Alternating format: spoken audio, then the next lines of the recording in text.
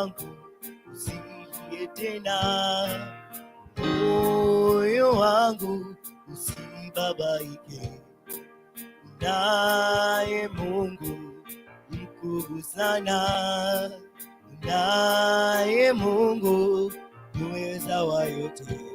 Aliingia rohoni mwangu, kanipa kutulia, kaniambia ewe mwanangu usilie tena.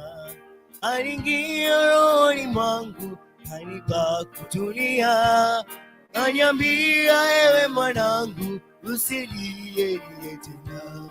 Ninajua shida zangu mimi nitazitatua, bila Yesu mimi ni mtu bure, bila Yesu mimi ni mtu bure.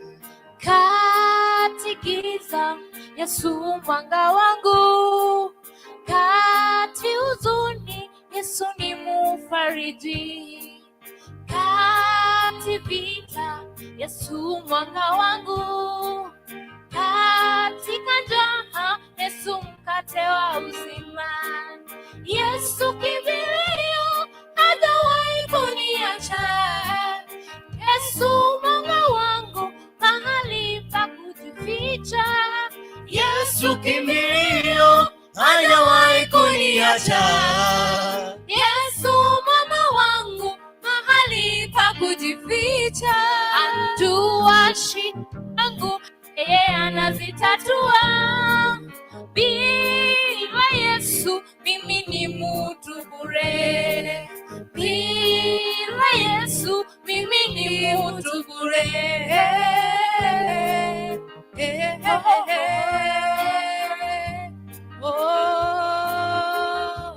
Mwanawe aliingia rohoni mwangu, kanipa kutulia, kaniambia ewe mwanangu usilie. Aliingia rohoni mwangu, kanipa kutulia, kaniambia ewe mwanangu usilie. Najua shida zangu mimi nitazitatua, bila Yesu mimi ni, bila Yesu mimi ni mtu bure. Aliingia rohoni mwangu, kanipa kutulia, kaniambia ewe mwanangu usilie. Aliingia rohoni mwangu, kanipa kutulia, kaniambia ewe mwanangu usilie tena. Ninajua shida zangu mimi nitazitatua, bila Yesu mimi ni mtu, bila Yesu mimi ni mtu bure.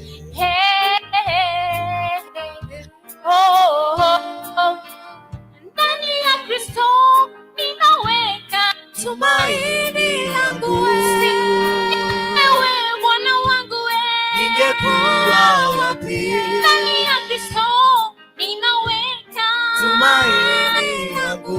Sijui bila wewe Bwana wangu, ningekuwa wapi? Yawe wewe yote kwangu, Yawe wewe yote kwangu, Yawe wewe yote kwangu, Yawe wewe yote, Yawe wewe yote kwangu, Yawe wewe yote kwangu, Yawe wewe yote kwangu. Yawe ningekuwa wapi? Yawe wewe yote kwangu, Yawe wewe yote kwangu. Okay, alright. Asante sana, karibu sana. Yawe wewe ni yote kwangu. Ewe Yawe wewe ni yote kwangu. Miakisi Hot TV na mimi papa hapa ni Nyaputo Dennis, kipendo kita kukulikuntu, sikia sound check loud and clear, naisikia kwa njia iliyo safi kabisa. Na wakilisha katika area code hii kama kawaida. Nashukuru Mwenyezi Mungu, nashukuru sana pia nyinyi kwa kuweza kuingia ndani ya nyumba kama kawaida. Nashukuru sana wanakisi Hot TV wote, karibu sana ndani. Ila tunakuambia kwenye Waswahili, make sure umelike and you like, share the link, come back, achilia comment, say hi 5 2 3 4 5 6 7 8 9 10, na kisha baadaye tunaelekea wapi. Nashukuru sana watu wangu kwa maana umefika kabisa. Masaa ndio haya, wakati ndio huu. Chinsa na chechi, this is the time. This is the time we are here. We want to talk APCD na tunaelekea wapi. Miakisi Hot TV, ninashukuru sana. Hakika I want to appreciate that God has been ever faithful. Mungu amekuwa mwaminifu, Mungu amekuwa mtakatifu, ametuwezesha sisi wote na sisi zote twatonyire megaiga kegima buyiga chinsabune chiga cyamara ogaya. Netumanya soke bwatire chinsabune chiga wetera sentra ye comment kuwakilisha era code yago tebangante buna kuri kuntu na wakilisha chinsamu cyabo songo chigosongo chiduka na wakilishire kabisa loud and clear konyora kwa na mashabiki onsi pi akisi Hot TV kwa tenga karibu sana as a program ya lero tusema ni tusoma ni abiratato egere tokonya ne buna mwa mugusi na mwa nyegetinge monte egetinge ekengaini. So popote mnapowakilisha watu wangu wote, niwaambie kwamba this is the place we have today. Mwese kutoa boba bonde wansi, don't fear anything. Mimi kama kurutu nimewakaribisha nyinyi nyote, msiogope anything else, msiogope kitu chochote kile. Nafasi na wapatia hapo, mwingia hapo, tuchangamke hapa kidogo 2 3 tunafikia wapi. Alisa nsema hichi comment section tina abantu batonyira ali abantu baruge sukunyuma, abantu baruge sona baso nyomba. I mean this, watu wataka sukunyuma, watu wataka sukunyuma, watu wataka nje, watu wengine ndani ya nyumba. I mean that this one, ukitoka sukunyuma ukiingia ndani ya nyumba, you make sure umeweza kufanya hivi, umeweza kuandika comment yako, sema kwamba present sir, present madam, agato mwenga kwa swali nyomba, ibintu byaba well and good. Sawa sawa. Nchabona munagaiga ngumeke shanga bintu na be balance ligala odandikira kino chiko chakere nde tukura shega na mbwate si kwa share link hiyo. Mbwate si waterana to waterane kuna sema ine to share link yiga egende viral. Okay? Link etale. Link yenyegere etale kiro muntu munga twasore megaiga. We want to talk APCD. Tukwana mungana birata tuiga to soma nibu na mwanyage tinge. Tukwana mungana abere tunga ito wikera. Okay? Again, ngochande gotikana sabire mocha kokwana chinkwana chinde tianda beke linke yiga egere mocha kaiga makora ngingo chakire binte bikuru tetoko bilichere kuran semoge teiga lakini murandikira comment menga no murema tina manganga kari kwegambi kurutu mongi wote gose na chigambia. Okay, ngoja tunimshukuru Mwenyezi Mungu, tuone kwamba tunafikia wapi. Abo wasika maisha ago ngokabe cha somo nguru egere ngutiga somo nguru gali tumuganye tutra discuss tumakora na kitoko pare bintu binde. Sika msitusabe mtakatifu msheju mbinguni, pokea sifa zako wakati huu. Inalitukuza jina lako na itukuza na kuinua jioni hii ya leo.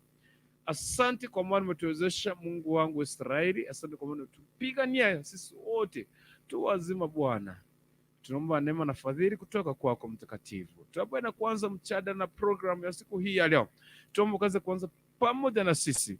Ninaombea wanakisi Hot TV wote watazamaji na watakao tazama baadaye. Pia ninawaombea mtakatifu Mungu ishe juu mbinguni. Wakati huu na nafasi hii tunaichukua kulishukuru jina lako na kulinua jina lako epeneza.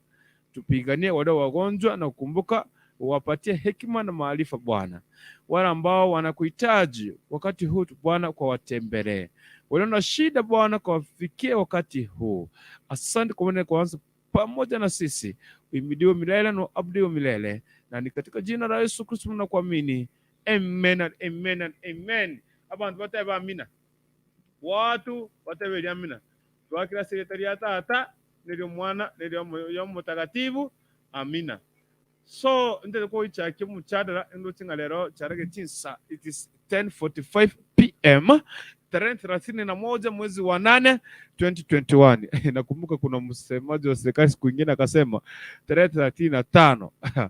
Okay, leo tarehe 31 mwezi wa 8 2021 maeneo saa 4:45. Officially live on a direct. Nataka kufungua mjadala but what it does, the topic of today, what does it contain? Of course we have seen the topic and I want us to kuzungumzia mambo mawili matatu kwa vile imeweza kutufikia katika meza yetu hapa. You know that obvious vile mwanako unapeananga sometimes inasaidia, ndio mwanako tunapatanga some issues every day that we will sort of gaiga na bantu ba mwanyagitinge na bantu baralia. Okay. Yes, the topic of today is inamusema hivi. This lady amekuwa out of the country for 4 years. She went 2 years for a contract. After 2 years akawa anaanza imamo na lesbian. I don't know what can I call it. Tinkuma nikina abekirete riwanere, but she's a lesbian. Agataka gukora tati yakte hiyo wakati akiwa kwa contract. So when she did that, akarudi akiwa pale, alikuwa yeye ni mtu mwenye alikuwa anapenda kukana sana na mwanaume. So when she traveled out of the country na vile alikuwa anapenda na alikuwa amezoea, it became very difficult for her to sustain komenya out of the country. Wana agachaka akabe lesbian, lakini kwa wewe lesbian bwaye atare konyara muntu bare wakitinere this side. Akabanga gutumika ibintu buna momete ibintu biko kunga chi I don't know sina chikuko sina chikikyumba tinkomanyereria tineri kongu tindi bwate tiboronge akafika akaanza ku baada ya kutumia hizo akafika akaanza akachukua hizi gloves. Akachukua gloves akaweka maji ndani and then akafunga kutoka hapa nyuma. So hizi vidole za gloves akakuwa na amefinyilia rakitizi. So zikakuwa kama ni kitu kimoja ambazo iko na maji. Okay. I mean alichukua hivi, alichukua hizo gloves akaweka maji ndani, akafunga hapa nyuma. And then hizi vidole nazo akafunganisha. Sasa ikapaki hii kidole yeyo maji ndiye alikuwa anatumia. So she's a lesbian. Again, and I sini kikiumba. I don't know that word. How can I make it loud and clear? So this lady, as she went out na amerudi, akirudi sasa ni kama alikuwa amezoea. She was very addictive. Okay. Since she was addictive, she has tried. Vile amerudi kuachana, at least angalau kwa mwanaume. Of course amekuja ameja kuwa na mwanaume na anafeel kwamba this man yani he doesn't satisfy her. Yani hata kama akitoka kwa mwanaume sasa hivi akiingia on the other side bado that's the process she goes through. So anasema kwamba jamani, kwani mimi I think nilikuwa nafanya hivi nijisaidie nikiwa the out of the country, now I'm back. Nimeshinda kujisustain. It's now 4 years. How can I do it? Ninataka na mimi nikuwe ni paki na mwanaume nitulie. What if I can get married? Na mzee wangu akuja anifumanie the act. What can I explain? So anasema kwamba ameshinda kuachana nayo kabisa. Anaomba tafadhali wenye wanajua jinsi ambavyo mnaweza yani kutiachilia kutoka kwa hiyo act, tumpatie maoni, asaidike, atulie chini, akuwe na mwanaume wake, asiwe anatumizi vitu za kuweza okay, I don't know vinaweza sema, mmeelewa. Lakini anyway, wacha tu niwapatie link. Nimeona Celestine Nyagaka channel anasema kwamba tuned in, karibu sana. Respa Gwaro, hi guys, welcome. Celestine Nyagaka channel, hi to Respa, thank you very much. Celestine Nyagaka watabanga kuntu sasa poa sana. Anaitwa Respa Gwaro achi ambewe. JK mwambie endelee ukilamba sukuri urambi mara moja. JK Jenes Kwambuka tuned in. JK Sarisi Nyagaka anachekelea JK. Yaani nyinyi bana, Mr. JK bana. Watu wanapatia link. Link iko hapo, watu wakuje tushauriane. We give this lady ushauri, tuone ni nini kitamsaidia. Ameshinda kujiachilia. Anaona kazi ya mwanaume yani ni bure kabisa, birash. Ile yake ya kuchukua gloves. Glove anachukua na weka maji ndani kisha anafunga, ndio inakuwa. I say what I was. Sarasi Nyagaka channel Genesis SUCs, karibu sana. Wanaongetinga na wekile linki gari, watu wakuje tuchadi, tumpatie tu ushauri tafadhali. JK usimwage unga tafadhali. Ebi ndebine sense.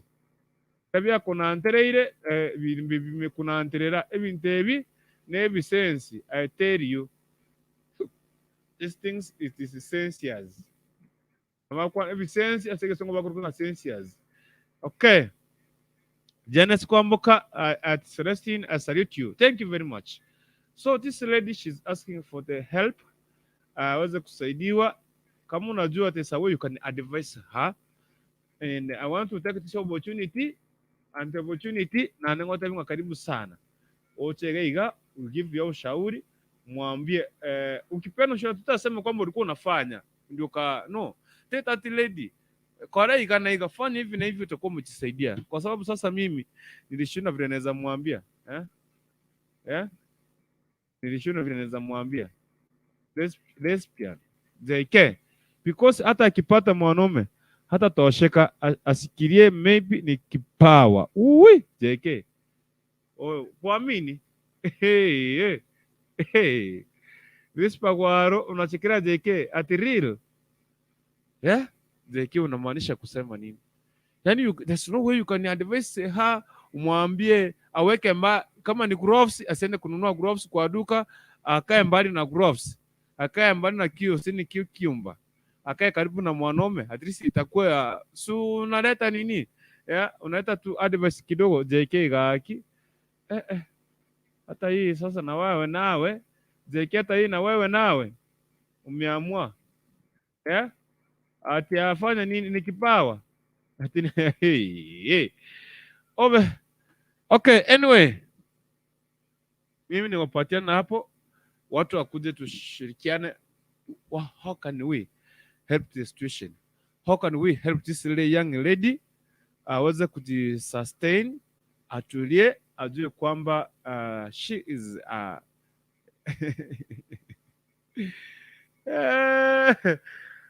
ita kijiko bana, wewe kijiko tena kijiko. Spade. A spoon. Let's call it a spoon. Hey.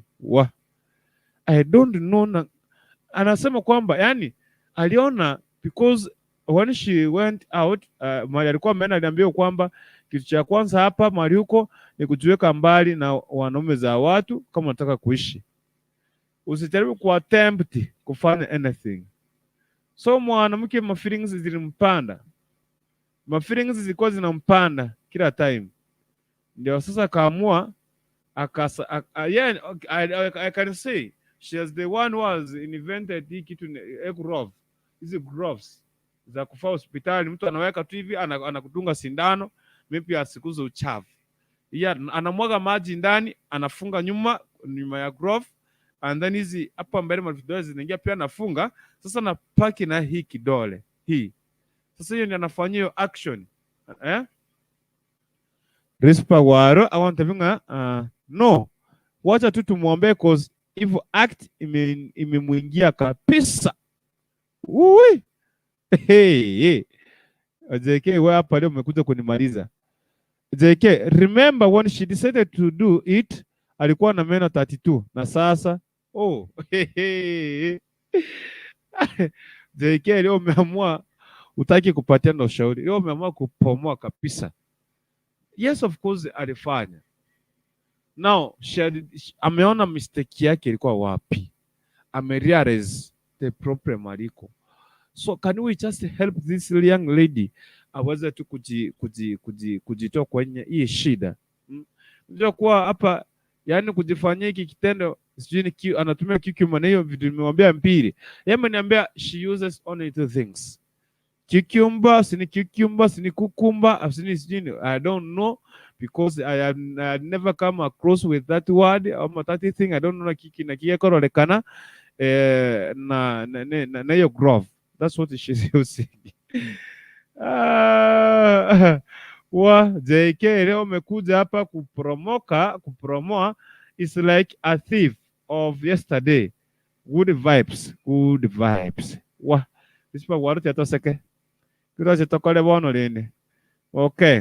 Wankarabe ki ekorote ki iganga na ekwale ngororo kwenyori ntati act na kilikuwa likuwa na wasacha likuwa na numu wako no sinu musacho ogo sine boyfriend yago niko mwasike yani kwasigete gente cyo kabisa ago tebage sigete kabisa eliogo age sigete kabisa ari kunyu mambi anytime wote kunyu ari kunyu one mistake agacha travel outside the country gento kiri ari kunyu bona akiko the way she was used to kukaa jinsi ambavyo alikuwa anakaa hapo na mwanamume wake amena nje mara menda ni mara ko hana freedom ya kuweza kufanya that, so akaona kwamba instead ma feelings zimue, wacha aweze kuleta grafts, akaweka maji, akaona kwamba hiyo kidole ndio anatumia that act ama hiyo kio I don't know. Yes again chidrespel ne chimbe chidrespel ni hatari. Mimi niweka link hapa this waro tonyire mega iga tatire una kiara cha kwane otonyire ma tare ne sipa waro kwana kuigora rino ne cameraman itokorore cameraman yago ne ra gabo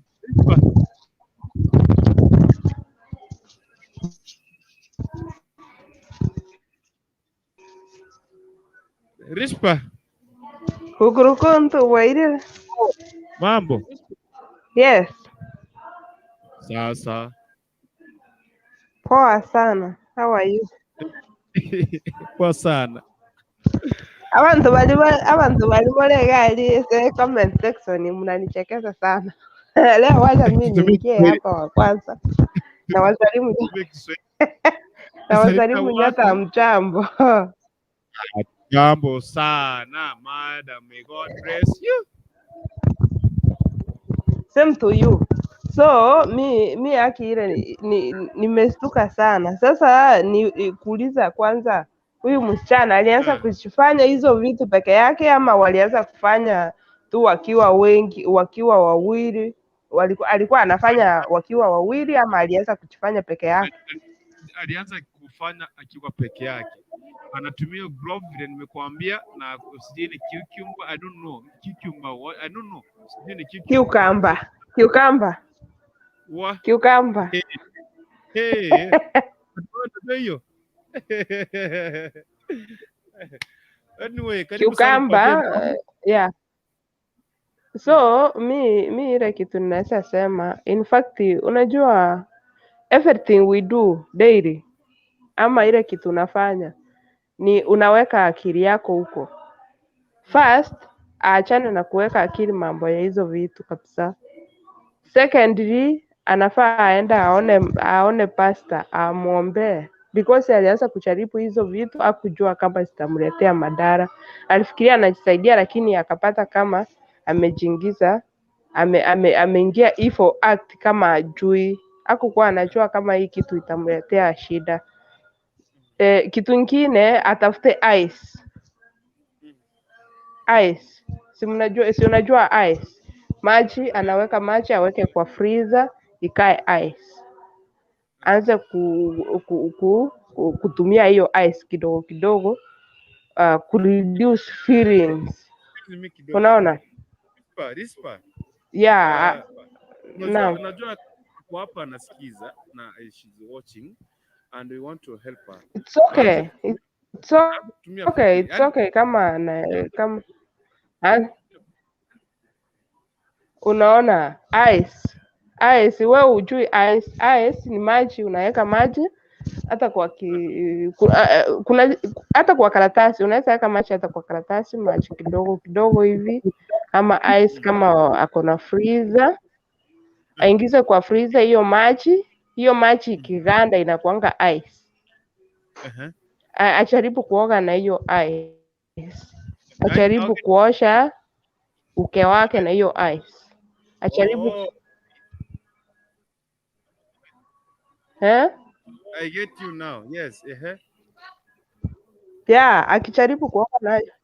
Yeah, akijaribu every day anafanya hivyo. Kwanza anaweza fanya hata mara 2 kwa siku. Each time anasikia feelings, anachukua hiyo ice anachiwekea so that hizo feelings zinarudi down. Unajua each time feelings inakuja kwa binadamu, hiyo feelings inakuja kwa sababu ya choto. Ukikaa chini ukianza kujifikiria hivi, na hiyo ni akili umeweka akili, sasa hii ningepata mwanaume manze, ningecheza hiyo game. Akiweka hiyo ice ama anaenda anaoga maji baridi kabisa. Kama unajua Kenya sasa hii kuna maji baridi, maji ya mvua. Unaweza kwa each time you feel feelings, kama uko na feelings unafikiria uko majoto imekupanda, enda ukaoge. Ukienda ukioga, hizo feelings zinakutoka kabisa. Unaona, unashinda kwa hiyo maji, inarudisha ile feelings down. Alafu kitu kingine, ajaribu tu aendelee yani aanze kukaa na watu. Sasa kama ako na mume wake, ajaribu kukaa na yeye, ajaribu tu kukaa na yeye, aache kuweka maindi yake kufikiria vitu zingine, arudishe mafikira zake kwa huyu mwanaume. Unaona, unajua everything we do it's really ni akili yako, vile unaweka akili yako, hiyo kitu ndio itafikiria. Sasa hii nikifikiria sasa hii ningefiri nikule nini, nitakuwa nafikiria juu ya food. Nikianza kufikiria mambo ya mwanaume, sasa hii unapata niko na hiyo machoto. Sasa ninafikiria tu nikipata huyo mwanaume unaona. So it's mindset. Ukiset your mind, unataka kufanya kitu fulani, hata kama ni mwizi, usifikirie mwizi anapita tu na kuiba kama hajajipanga. Kila kitu yenye unafanya lazima ujipange. Kama ni job unaenda, lazima uweke mind yako unaenda job. So first afanye hizo vitu nimesema, na kitu kingine aenda aombewe so that hiyo spirit imtoke.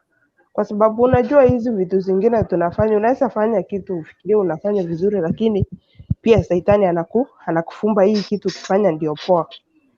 Aenda aombewe, akiona ameanza kubadilika pia achiombee kabisa.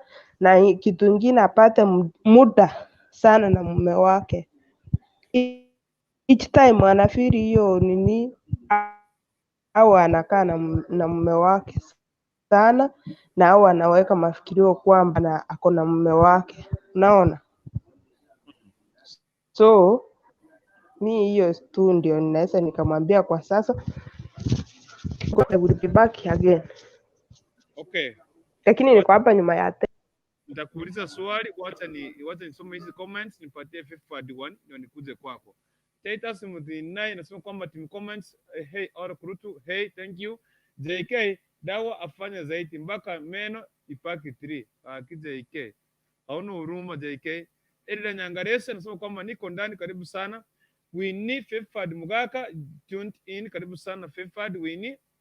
Anaitwa Winnie Fefad anasema kwamba hii ni kazi gani na analipwa hiyo kazi? Halipwangi, si ni kujifurahisha tu, kuririsi mwili atoe dress pad. Anataka kutoa dress pad. Okay. Anaitwa Seresi Nyagaka anasema kwamba hata akiombewa kama hajakuwa tayari bado hata saidika. JK, no way I will merit kwa mali. JK leo na wewe she needs to abstain from it. Akiwa ameamua kutoka kwa roho yake, and definitely atatoka. Thank you very much. Sasa Nyagaka utamanga JK gaki utaniua. When you favor the one, she should avoid being alone, avoid being idle. Atakuwa amesaidika. Celeste Nyagaka, my brothers and sisters, please support me in my YouTube channel at Celeste Nyagaka. Also subscribe. anaitwa Mtenai Titles, maybe yake ni automatic, you never know. Automatic tena. Watu mko na maneno. JK, ice inapoisha penye umeumia. Remember, hajaumia mahali.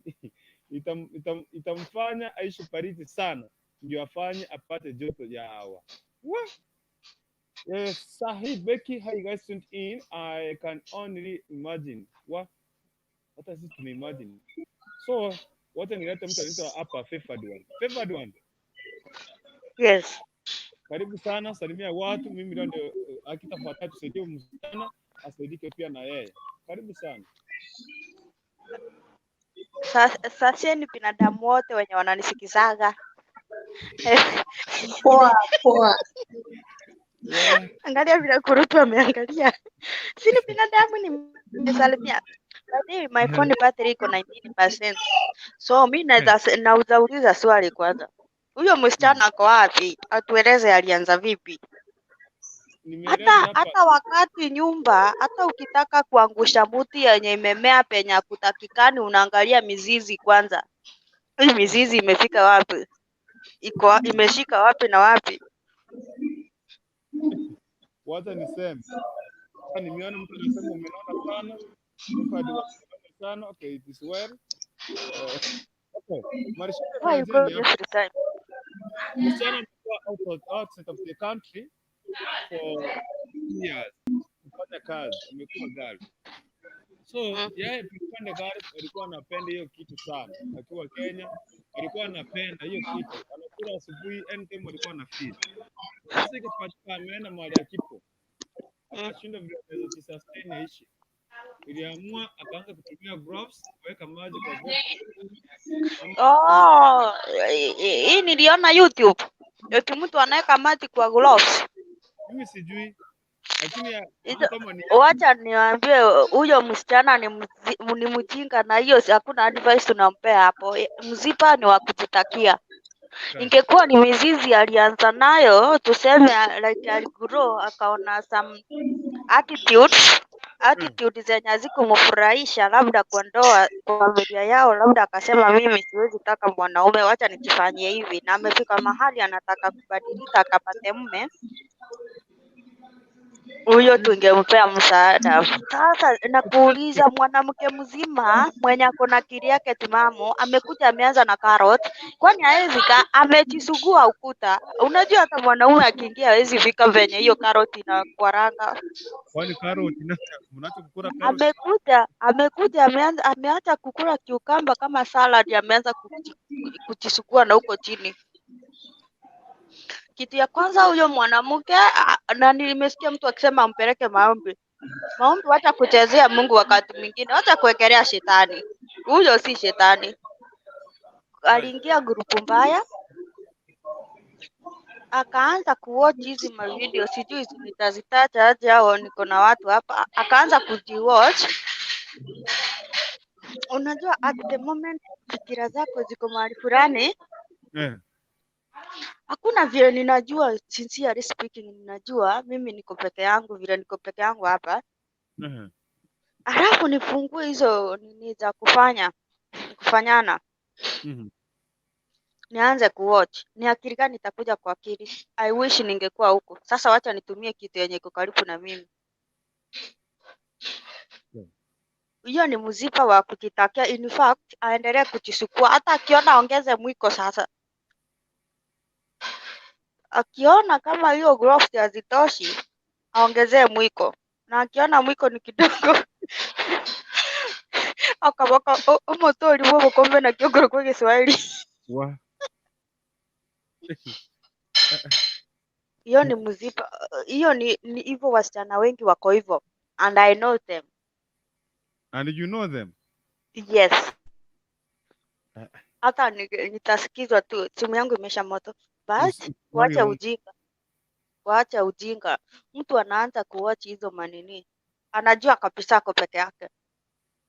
Sasa wameenda. Sasa anafungua nini kuwatch porno? Anajua ako peke yake. Niko peke yangu, ninajua.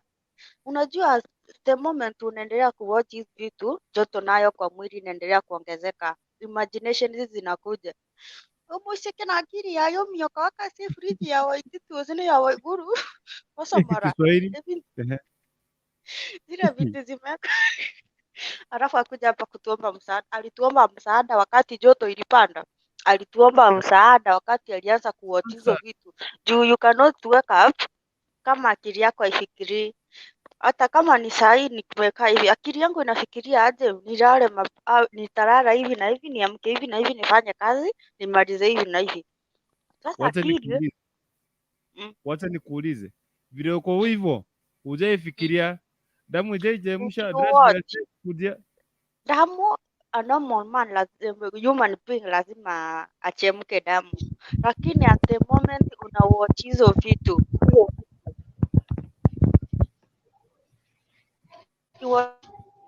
hizo vitu zinakuongezea. Kuna hizi zinaonyeshanga vile mtu anatumia na cucumber, vile mtu anapaka hizi mafuta za waigoro za kukula nini salad wanapakaga. Wewe utaingia Telegram wewe. Telegram kuna maneno. Third one, you are not serious. Okay. Telegram kuna maneno. Kuna hivyo ndio watu mnafanya. Alafu wengine wanaangalia vile mtu anafaa kujifanya. Alijuaje gloves? Mwenye alimwambia gloves ni nani? Alijuaje kuna mahali nitawatch gloves nijue vile inatumika? Huyo mtu mwenye alimuonyesha aenda akamwambia msaada. Juu alimwambia haki nimeishiwa kabisa nitafanya aje, akamwambia hapana, kuna gloves kwa hiyo nyuma anajua zikoti, wekanga maji kwa hiyo gloves, fanya hivi. So Kurutu. Huyu Feva hata hakuna chenye anasaidia hapo. Okay. Wacha nisome comment. Wewe maoni ni yangu si yako. Kama unaona maoni yangu haikukambi unanyamaza tu. Ni yangu. Emmanuel atuja kwa sababu anacheka anasema Daniel Maroria anasema kwamba no comment yake hiyo maybe ni shimo la tewa. Uko na maneno wa Kenya. Wa JK ati mti wa jembe. Yasai. Wacha kucheka ugonjwa. Hiyo ni ugonjwa. Wacha kucheka ugonjwa. Na hii na sisi ni binadamu. Peke anasema kama mtu ajui. Hebu niongee. Kidogo tunaongea kidogo. Anasema just use cucumber when you feel it, kwani iko nini? Elpo sijui cough and or si elpo, I don't know this hivi songe nebi kongo. Elpo cough. Mtajua. Na mimi nikisema maoni yangu sitaambia mtu imuwashe. Mimi nimeongea kifu yangu. If you are using those things, wewe nitakuchoma unga. Si unga. Nitakuchoma unga. Kwa tomato huo sio. Hebu niongee kwanza. Ongea. Kurukuntu. Unajua kuna watu wengine hatujui hiyo jina inamaanisha nini. Unastahili kufanya ufafanuzi ndio watu wanaingia. Unajua kuna wengine wameogopa hata kuingia kwa show kwa sababu ya hiyo jina. Hebu tuambie inamaanisha nini? Mimi niliambiwa. I don't understand. She don't mean alikuwa anafanya hivyo anafunga magic gloves inakuwa kama mwanaume. Wacha nikukosoe. Kwa hiyo jina ni msichana kuwa na msichana mwenzake. Sasa yenyewe iko sijui liko wapi. Mimi nasema kitu niliambiwa. Si yangu. I don't know even I don't know what is that. Nimeambiwa. Alafu na huyu anasema ati ni ugonjwa. Huyu anasema ati ni ugonjwa. Kuna magonjwa mengine ni ya kujitakia. Hakuna ugonjwa hapo. Lesbian ni mwanamke analala na mwanamke mwingine na mwanaume analala na mwanaume mwingine. Hata akilala na mwanamke, huyu mwanaume kama amezoea kulala na mwanaume, akilala na mwanamke hata aoe, hawezi sikia kama ako comfortable. Hiyo ni ushetani, si ni kitu. Si ushetani ndugu yangu ama dada yangu. Shikilia hapo. Nataka kwanza tunataka tuongea sasa, tunaanza kuongea sisi wote. But I want us first kupata vile uliongea. Sijui JK mtenai naomba niruhusu huyu JK asungumze ndio nikulete mtenai usungumze. And then sasa tuingia wote pamoja kuulizana maswali. JK karibu sana. Hata niwaambie hiyo si ugonjwa. Na hiyo si ugonjwa, hata nirudie mara 10, si ugonjwa, si ugonjwa, si ugonjwa. Hiyo ni mtu anapenda. Unasema nini ugonjwa? Kwani hiyo ni mtu mtoto? Nimekuja kupata mnatetea vitu ziko against. Acha tuseme basi hiyo ni kitu amezoea na hata akipata mwanaume hata fanya venye anataka. The same thing kwa wanaume. Unajua hiyo mahali mnafanya sana kama ni wanaume, hiyo vitu ukikaa unahara pruru, yani everything una control kwa sababu umeharibu maso. The same thing kwa hiyo mwanamke. Ni mwanamke yeye, hata nikwambie kitu itamtozeresha, atafute venye Fefa alisema. Chembe, unajua hata niwaambie, unajua kuna toys. Mwambie atafute toys za vibrator. Hizo zitamtozeresha. Hiyo ndio vitu zingine achane nazo. Yani wose mwambia abstain akae huko. Abstain nini? Kwani huyo ni mtoto sasa unaanza kustrain ama ni mtu amesoea? Unajua hata vitu zingine kama imehappen. Sasa mnajaribu kumtetea, hata mkimwambia atarudi huko. Unless amue aache, lakini si ati tumwambie aache. Hata mkisema maombi, hata pasta ataenda kwa pasta muombea, mwambie pasta, hebu nijaribu hapa. Nyinyi hata mambo mingi, dunia sasa ina mwelekeo. You know, nilimuuliza. JK, watu ubadilika my dear. Watu ubadilika. Watu ubadilika sana, na mimi nimeona watu wamebadilika. Hata watu wenye walikuwa wanakunywa pombe mpaka wanakojoa kwa bed. Wamegeuka, hiyo si pombe. Yes. Hata mwenye anasema ice. Hata hiyo pia unaweza. Hiyo mwenye anasema ice ataweke ice. Nguo itakuwa maji mamangu, hata hiyo mali ataharibu. Acha na kudanganya watu wengine ati ice. Mimi unajua wewe hii kitu mimi sasa, kama wewe uko sawa, kuna mtu hiyo itasaidia, na hiyo ni kitu atajaribu tu aanze nayo, so tati hizo manini hiyo chota ako nayo ipunguke. Sasa aeka aache huko. Mimi sikusema aeke hiyo aache huko, mimi nilisema aoge nayo. Umesikia JK? So don't misunderstand me. Wewe kama wewe unaona hakuna vile atasaidika, wacha ajaribu na zile tunamwambia. Akiona kuna faida huko, well and good. Akiona hakuna faida, sasa ataenda aombewe. Unaona? So hapa tunajaribu kutafuta issue ya kusaidia, si ati tunaendelea kuweka sindano. Hii si kitu ya kudunga sindano.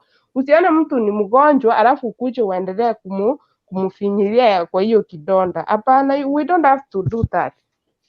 We need to help na kusaidia hilo. Unajua naongea kwa sababu penye niko naona watu wengi wanafanya hivyo, ndio nasema that's not a disease. Hata ukiadvise mtu aje, kama alikuwa mtu wa kufanya atafanya. Sometimes let's say the reality, kuna vitu zingine mtu ataabstain lakini si hizo, ni kama imesoea mwili. Watu sikia, unataka narudi in the next 1 minute. Watu nipatie mtenai as Beki anasema kwamba ukiweka ice utakaa virgin girl hug. Utakuwa virgin ukiweka ice. Mtenai. Mtenai. Niko hapa. Karibu sana. Nakupata kurukutu. Karibu sana. High five. Asante. Wacha kwanza nisalimie kwanza Respa. Na nisalimie team comments na wewe kurukutu. Kurukutu, hapa kuna kitu moja hapa ieleweki. Huyu msichana alilete hii topic ndo wasaidiwe. Hakuleta mwanze kumkemea. Hao wote wanamrushia mawe eti kujitakia. Hapo si kujitakia, ingekuwa ni kujitakia angesema. Kwa hivyo badala wampe mawaidha fenya atafanya ndo hiyo kitu iishe, wao wanamrushia mawe. It's not fair. Nimemaliza. Okay, wewe unamwambia aje sasa? Huyu mwanamke wewe unamshauri vipi?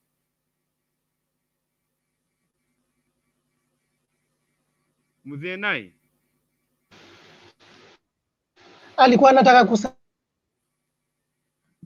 she want if it is a way she can be told aweze kuachana juu amejaribu yeye, anajaribu akikaa kwa mwanaume anaona kwamba she's not ever comfortable, yani amejaribu yake, yani anaona kwa kwamba anataka ni discouragement au wanamdiscourage. Espa.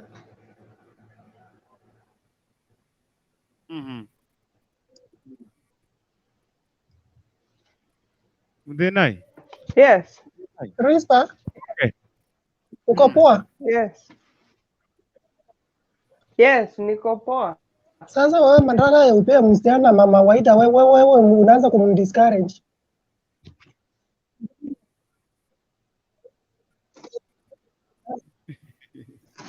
Mi sija discourage mtu. Mi nimesema unajua kama ulisikiza menye niliingia hapa, mimi nilimwambia zile vitu atatumia ndio ajaribu kupunguza hiyo job. Kwa sababu unajua you can't feel something kama hujaweka mind huko.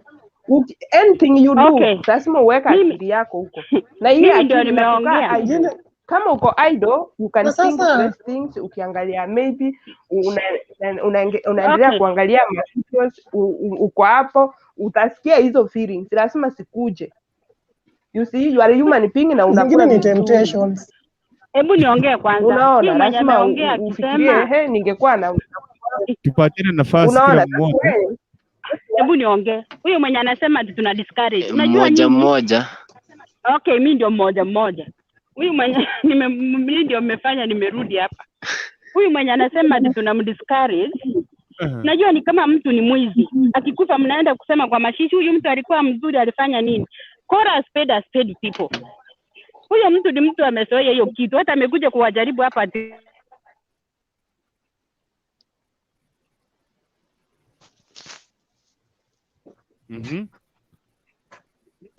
kuja kwa bibi yake anamwambia nimeacha. Lakini the reality hata ila anataka kufunga huyu mwanamke like amfumbe tu. Ndio nasema the same thing. Huyu mwanamke mnasema ati nini?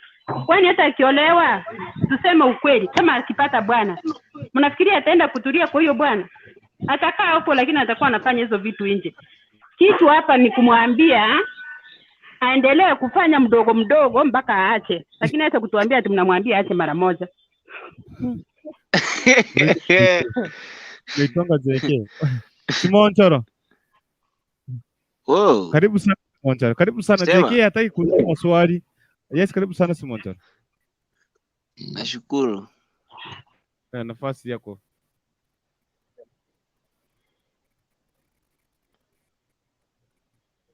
Simon Choro, sema hai, karibu kwa mjadala. Okay. Nilikuwa nadhania ulikuwa umepea JK nafasi. So mimi nimeingililia hapa katikati, sijui mlikuwa mnaongelea nini. So maybe mniambie juju.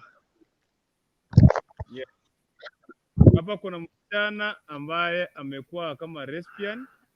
Sijui I don't know what can you the name, because ameniambia mimi ni lesbian, nimekuwa nikitumia cucumber, nimekuwa nikitumia sijui grove, naweka maji na jisaidia tu kwa kujirelease sababu ya dry spell. So ninaomba ajaribu kuachana, hii kitu imekuwa ngumu. Sasa nitaje ushauri vile anaweza tu, yani at least hilo ushauri anaweza pata, at least ajaribu kuona kama utamsaidia. Juu yeye mwenyewe yeye amejaribu tu kuachana naye, imekuwa ngumu. Mi sijui fenye naweza nikamsaidia. The only thing I can tell him is that ajaribu kuomba tu, akiamini atasaidika tu, atapata, yani ataacha tu pole pole. Okay. Yaitwa Simon Choro. What did they go? Kurukutu. Oh. Ebu ambia Gregory hapo kwa team comments akuja hapa. Nani? Gregory kuja hapa. Ati mtenai. Mwambie akuja hapa studio. Kama pia wewe ulikuwa unatumia achana nayo, it is not good for health. Gregory anasema kwamba ati mtenai yako. Verix Ochungo anasema kwamba siwezi imagine magumu. Wa anaitwa Gregory. Temptation gani na yeye ndio anajitakia. I wish shetani was visible. Ningemuhagi nimpe pole juu kuwekelewa makosa. So hii makosa ni ya Mungu. Wa Kenya. Gregory, wacha tumute. Vincent Babu, hello, karibu sana. JK akipaya ha moto. Hata kuongea kitu mbaya. Mungu. Wa Kenya hatuwezi tukakosa. Ndio maana sasa Kenya. Wewe humble ndio naenda mpaka sasa. Humble, mambo. Ambo ako poa. Eh. Nini inaendelea hapa? Watu watumie test tube. Ni nini? Huyu ni Beki ama ni nani huyu? Ni mwenye unajua tu. Tunasaidia msichana. Okay, karibu sana, sema high-five, karibu kwa mchadara mtu wangu. Atumie maji baridi, akae kwa besheni. Akisikia tu anaenda akae kwa besheni akiomba Mungu. Tusalimie kwanza ndio tupeleke hiyo side nyingine. Kai. Hi guys. Okay, I greet you all when you're on screen, comment section, wote. Nawami. Tuko Sana.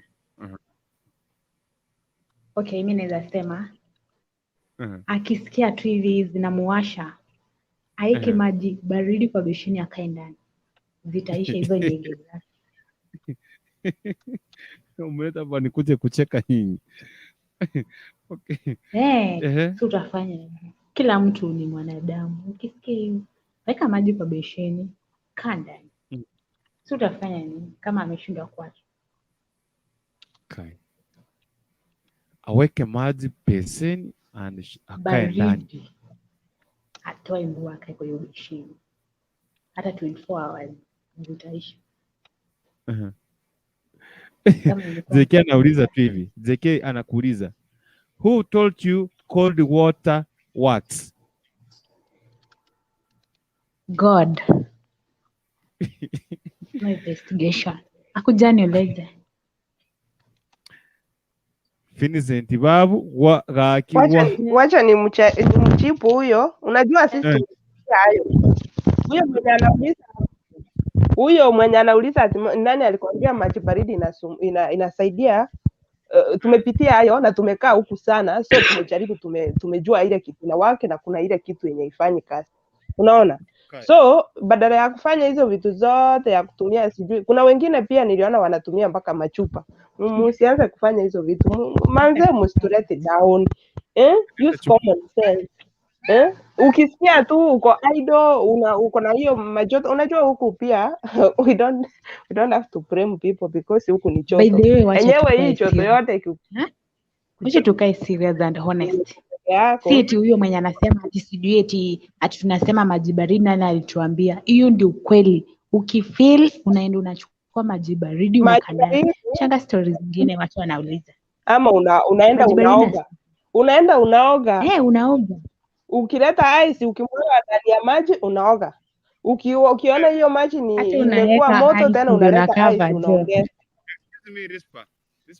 Ndio wakati sasa uko maji unaweka ndani. You made this each na maisha hii ama pengine kuna kitu kingine yenye hatujui. Kuna zingine nilionanga hapo mimi hata sharoso ni lakini watu mimi hata ninashinda nini usumbua watu. Chupa za Rexona. Mungu tu awaone. Rexona. Ndio tumia. Rexona. Kai. Nini mlinjulia wapi? Niulize maswali mengi kujua.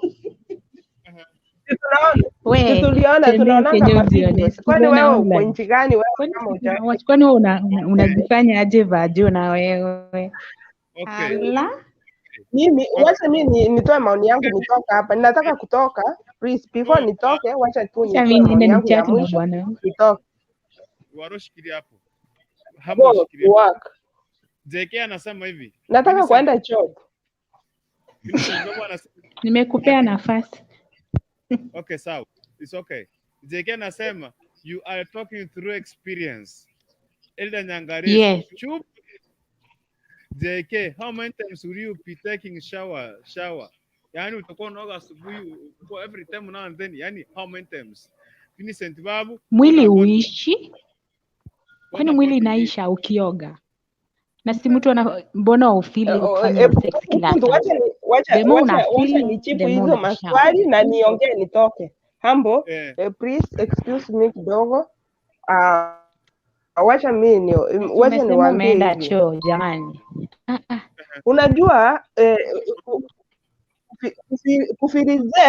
kufiri sex ukitaka kufanya sex ni ukiwa idle, si ati uko job halafu unafiri kufanya sex kama dongi. You know sex it comes ukifikiria. Hizi vitu zinakuja ukifikiria ukiwa idle, uko chini, uko hapa. Unafikiria hizo feelings zinakuja wakati unaendelea. Unaona?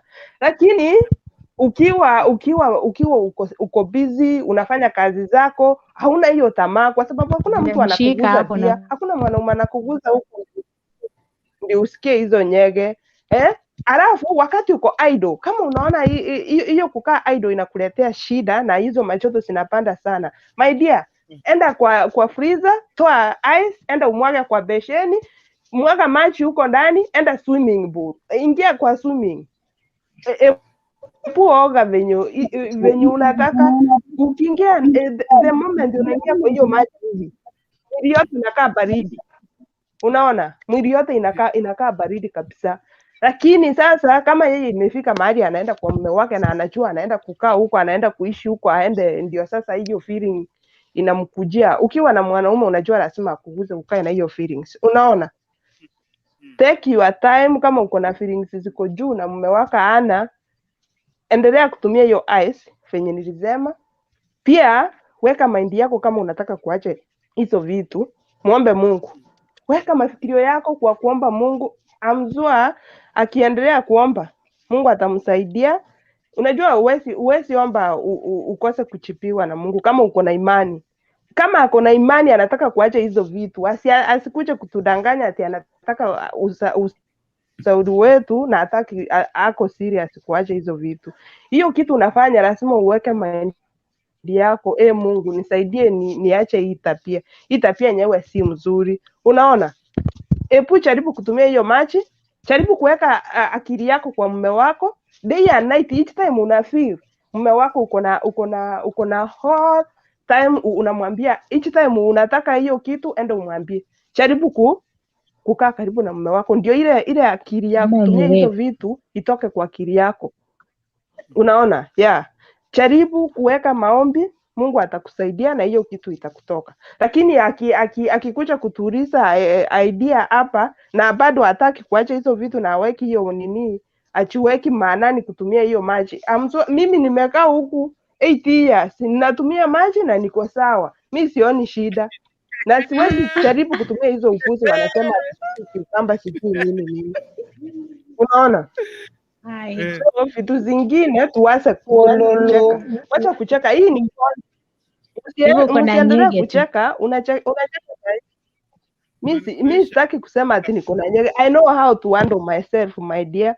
So my life is my life, my life is my business, so I know how to handle myself. Than using hizo vitu. Na ukisikia pia hizo vitu zinakukujia, hizo tu ndio vitu unafikiria kwa akili yako. Alright. By the way, unaona ukiwa tu unafikiria sex ndio itakusumbua.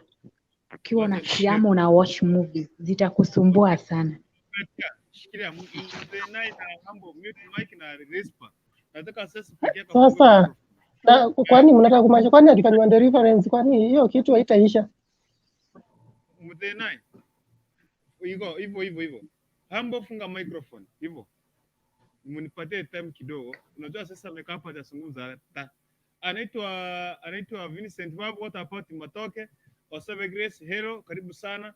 Anaitwa JK, anasema hivi, haya mambo yenyu na ice, haya mambo yenyu na ice, sikubali. Do you know how cold it is with ice?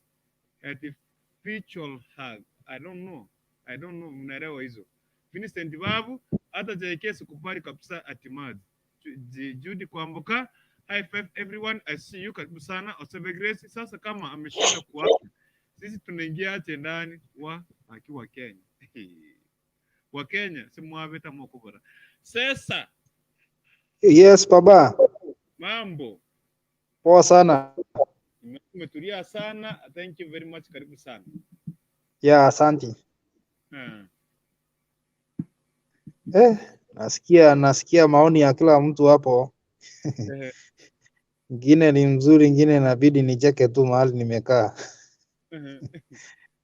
Yeah, so okay, unajua kulingana na vile nimeona topic yenu hapa, kuna kitu sijaelewa kidogo, sababu ninaona mnasema huu mwanadada amekuwa ni lesbian kwa muda mrefu, sio? Na ile mambo Lispa anaongelea hapa sahi, anaongea mambo na unajua kuna tofauti ya kuwa lesbian na mwenye anatumia hizo vitu kumfanya masturbation. Sasa Unaona? Yani kulingana na statement yenye aliniambia mimi the way she aliniambia hivyo ndio mimi niliweka. The way she told me okay. Weka direct, yeah. So sielewi hizo vitu, sielewi, yani sifahamu sana. Kwa maana yake nikaenda tu vile ilikuwa. Okay. So ile kitu ninaweza beana advice kama ni lesbian, unajua lesbian hiyo inakuanga ni wasichana ni same genders wanafanyanga mambo na mapenzi vile mimi naelewa. Ya na kama ni mambo na masturbation, hiyo ni mtu individual anaweza fanya hizo juba zenye mmesema hapo, wengine wanatumia kiukamba, so there are so many ways. Okay. Ndio. Yeah, so okay, mimi ningeongelea mambo na lesbian kama amekuwa hivyo. The only way anaweza chitoa kwa hiyo maneno ni kwa njia 3. Moja ni ile yeye ajikubali anafanya hivyo, na vile ameshare hiyo story yake 30 minutes amejikubali, na hiyo kitu unajua already sasa imeanza kumtoka. So that's a very big achievement kwake. The second thing, itabidi atafute mwanaume. Kama ni kuolewa aolewe. Unaona? Kama ako single ready, akiolewa that means hiyo amu yake itakuwa imepungua kidogo. The third thing, unajua kama unafanya hizo mambo zote, hata both mambo ya lesbian na masturbation, the only way unaweza avoid hizo vitu, una avoid tu kukaa peke yako. You know, the moment you are just alone, utaanza kufikiria mambo ingine mbaya, but ukiona uko peke yako, unafikiria, akili yako inakupeleka hapo, ni kutoka tu utafute mahali watu wako. So the moment you are with people, mnapiga story, huwezi anza kutoa nguo mbele ya watu na uanze kufanya masturbation, unaona? So yeah, so the only thing anaweza fanya ni kuavoid tu kukaa peke yake. Akiona ako tu peke yake, atafute mahali watu wako, akapige story na wao, ama ashinde kwa watu. Hiyo kitu itakuwa imemtoka. Na akiolewa, I'm very sure akiolewa, the moment atapata kama ni mimba, unajua hata hiyo joto pia itapungua. So unajua wanawake kuna kuanga na ile umri mwanamke akifika umri fulani, unapatanga makali yake inakuanga iko juu sana. Na that's why unaonanga kuanzia from 18 to 23, 24, au wasichana hiyo likando wanakuanga wako na mioto sana. Yaani huwa nini yao iko juu, anataka tu kulala na mwanaume.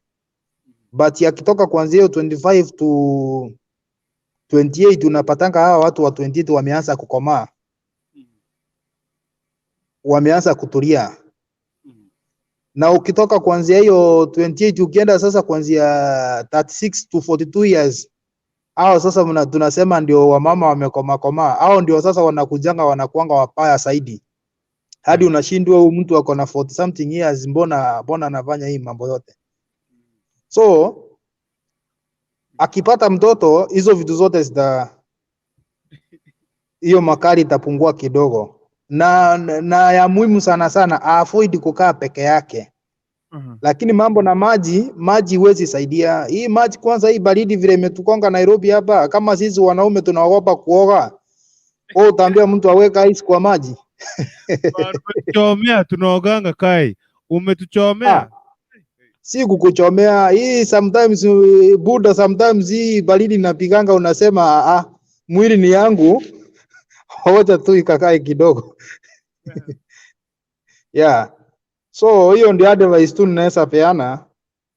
Na kama achaolewa atafute mwanaume akamuoe. Na avoid sana sana kukaa peke yake. Hiyo kitu itaisha. Yeah. Alafu na kuna huyu mwanadada amesema hapo, sio amekaa 8 years anajaribu control. I think kuna kitu anatudanganya. You know, Mwambie ako hapa sikia.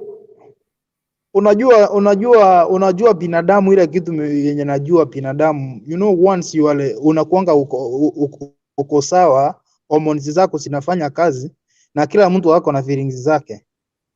Yeah. Uwezi kaa 8 years eti hauna feelings, eti sasa unajua kucontrol. Hiyo sidani kama iko. Ni ngumu sana. Eli angetuambia tu, atuambie kuna njia nyingine anafanya, lakini sio hiyo. Na ukiona most of them ni vile wasemangi, most of them huwa wanafanyanga masturbation sana, ni vile wasemangi. Hiyo ni ukweli, lakini 8 years msichana miaka 8 anakaa hivyo bila kulala na mwanaume. Eti vile huwa ana control, ni ngumu sana. Ni ngumu sana kucontrol. Kama sisi wanaume uwezi, unajaribu kukaa mwezi mmoja, unasikia umekaswa ni kama belt inataka kuanguka kwa kiuno. Utakaa aje miaka 8? Anasema here is hot summer, not like Kenya. Anasema hivyo. Sasa ameamua kutesa mume, amenatesa husband wake, anatamani akuwe single na si yes. Sasa hata ikiwa kwanza sama ndio mbaya zaidi. Hiyo joto ndio mbaya kuliko sasa baridi. Miaka 8 ni mingi, na yeye aache kujitesa. Sababu sasa mtu kama huyo amekaa miaka 8, ile siku atakuja, ama ile siku atapata mwanaume, sasa huyo ndiye atakuja kuharibu, atapata tu sekunde moja. Unajua ni kama unaonanga kama zile boma unapata wazazi wanagonga ni wakali, boma imekuwa fenced, umbwa ziko, wasichana hawapatiwi nafasi hata kuenda kanisa hawatokangi. Wazazi ni wakali nini, unaonanga hizo familia unapatanga at last time huyu msichana anaenda akiipa like 30 minutes maybe wameenda mahali, akirudi amepachikwa mimba. Unaona? Ama ugonjwa. So sometimes mtu ni kumuongeleza, siku hizi haikangi kujikazia, ni wewe mwenyewe ujikubali. Hata watoto wako ni ile unawaongelesha, unawaambia siku hizi vile dunia imefika, kuna maugonjwa. Hata kama ni msichana wako, hautakuwa na aibu, utamwambia siku hizi kuna ukimwi. So kitu yote unafanya ufikirie hii kitu iko. Sababu usipomwambia tunamuogopa, ni heshima uko nayo, kesho utaitwa ambie mtoto ndio amegonjeka ama ndio imefanyika. So you have to talk. Umwambie, na ikiwezekana utume mtu kama ni dada yako ama bibi yako amuongeleshe. Unaona? Na anamwambia ukweli, iko hivi na hivi na hivi, kuna ugonjwa. Wewe kama ni kusoma soma, ile siku itafika ukijisikia umefika umri yenye unapata rafiki, ni sawa, wewe muleta tukamuone, tujue huyu ndio rafiki yako. In case of anything tunajua huyu mmekuwa na uhusiano na yeye. Lakini mambo zingine tukikazia, unataka kukazia na wewe labda wakati ulikuwa kijana, ukiwa 16 years ulikuwa tu unasumbua, umefungwa kamba kila siku. Sasa una expect aje watoto wako wasikuje kuwa na tabia kama hiyo? So sometimes you have to ufungue tu roho yako na ukubali vile maneno iko. Na hii unajua hii generation ni hivyo tu, ndio maneno iko. Hadi watoto wadogo wa miaka 9, 10 unapata wanaelewa ile kitu inaendelea. So hakuna vile unaweza mfija. Yeah. So ni ile tu amue hiyo uweke hiyo aibu, lakini uambie watoto wako ukimwi iko na mjichunge, ikuwe hivyo na hivyo, unaona. Lakini si mambo vile huyo ananiambia hapa eti sijui huyo. Sasa hiyo miaka 8 ile siku yenye atakuja yeye ako na hizo feelings zote na hiyo dry spell ya miaka 8 atapatana na mtu hapa sisi itakuwa tu ni kusoma tu kwa magazeti. Utamkuta tu hapa akilia akisema only nilipata ukimwi the first date ama nikapata mimba. Lazima mtu ujikubali. Okay.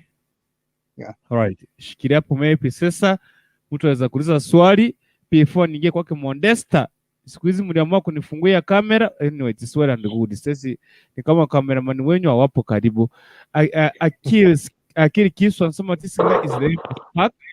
Anasema kama freaking expert. Ile nyangalisa, sorry network yangu ni mbaya gaki inanisumbua, pole sana. Respagwaro, you are just talking. You don't know the reality. I don't know. Okay, asijui nani una prefer. Ede nyangalisa, I'm sorry my network ni mbaya, aki inanisumbua, pole. Titus Mudenai, ati Gregor, hiyo ni spirit mtu wangu. Akili Kisu, speak for yourself. Okay, alright. Tuanza sasa sema yende ninge kwake Modesta. Modesta, say hi and welcome to the topic of today. Tusaidie msichana. I've come to realize we are dealing with two things here. Kitu cha kwanza it is lesbianism. Kitu cha pili tunadili nayo hapa ni masturbation. Yaani huyu mwanamke kujifanyia, because hizi vile niambia, so I never took time kuweza understand what about lesbian, what does she mean, alikuwa anamaanisha nini. So I've come to realize that lesbian ama lesbianism is an act, yani mwanamke na mwanamke mwingine. So mwanamke na mwanamke mwingine, unajua mwanamke na mwanamke mwingine, hakuna siku mwanamke atakuwa na juma ya doshi. So kumaanisha watatafuta juma ya doshi kwingine, ndio kila mtu akuwa na juma ya doshi wakifanya that act. Na juma ya doshi nini niliambiwa ni kukiumba na hiyo gloves wanaweka maji kisha wanafunga huko nyuma. So this I give to rest that hiyo mtuambia masturbation, that's what she's doing, but now she's not getting satisfied wakiwa na mwanaume, but akiwa in the act anafeel kwamba she's ever comfortable. I don't know ni vile mnatumianga zima kikiumba ama na karoti kubwa I don't know. Modesta na kupatia nafasi. Status mtandao anasema kwamba ladies wenye wanakemea huyu msichana wote ni pretenders. Hivyo ndio amesema, si mimi. Karibu sana Modesta, nafasi ni yako. Okay. This pawaro esa ukurukuntu wairire mwenzi Boirete buya ngakiri tukuliara primera buya Kiswahili tafadhali.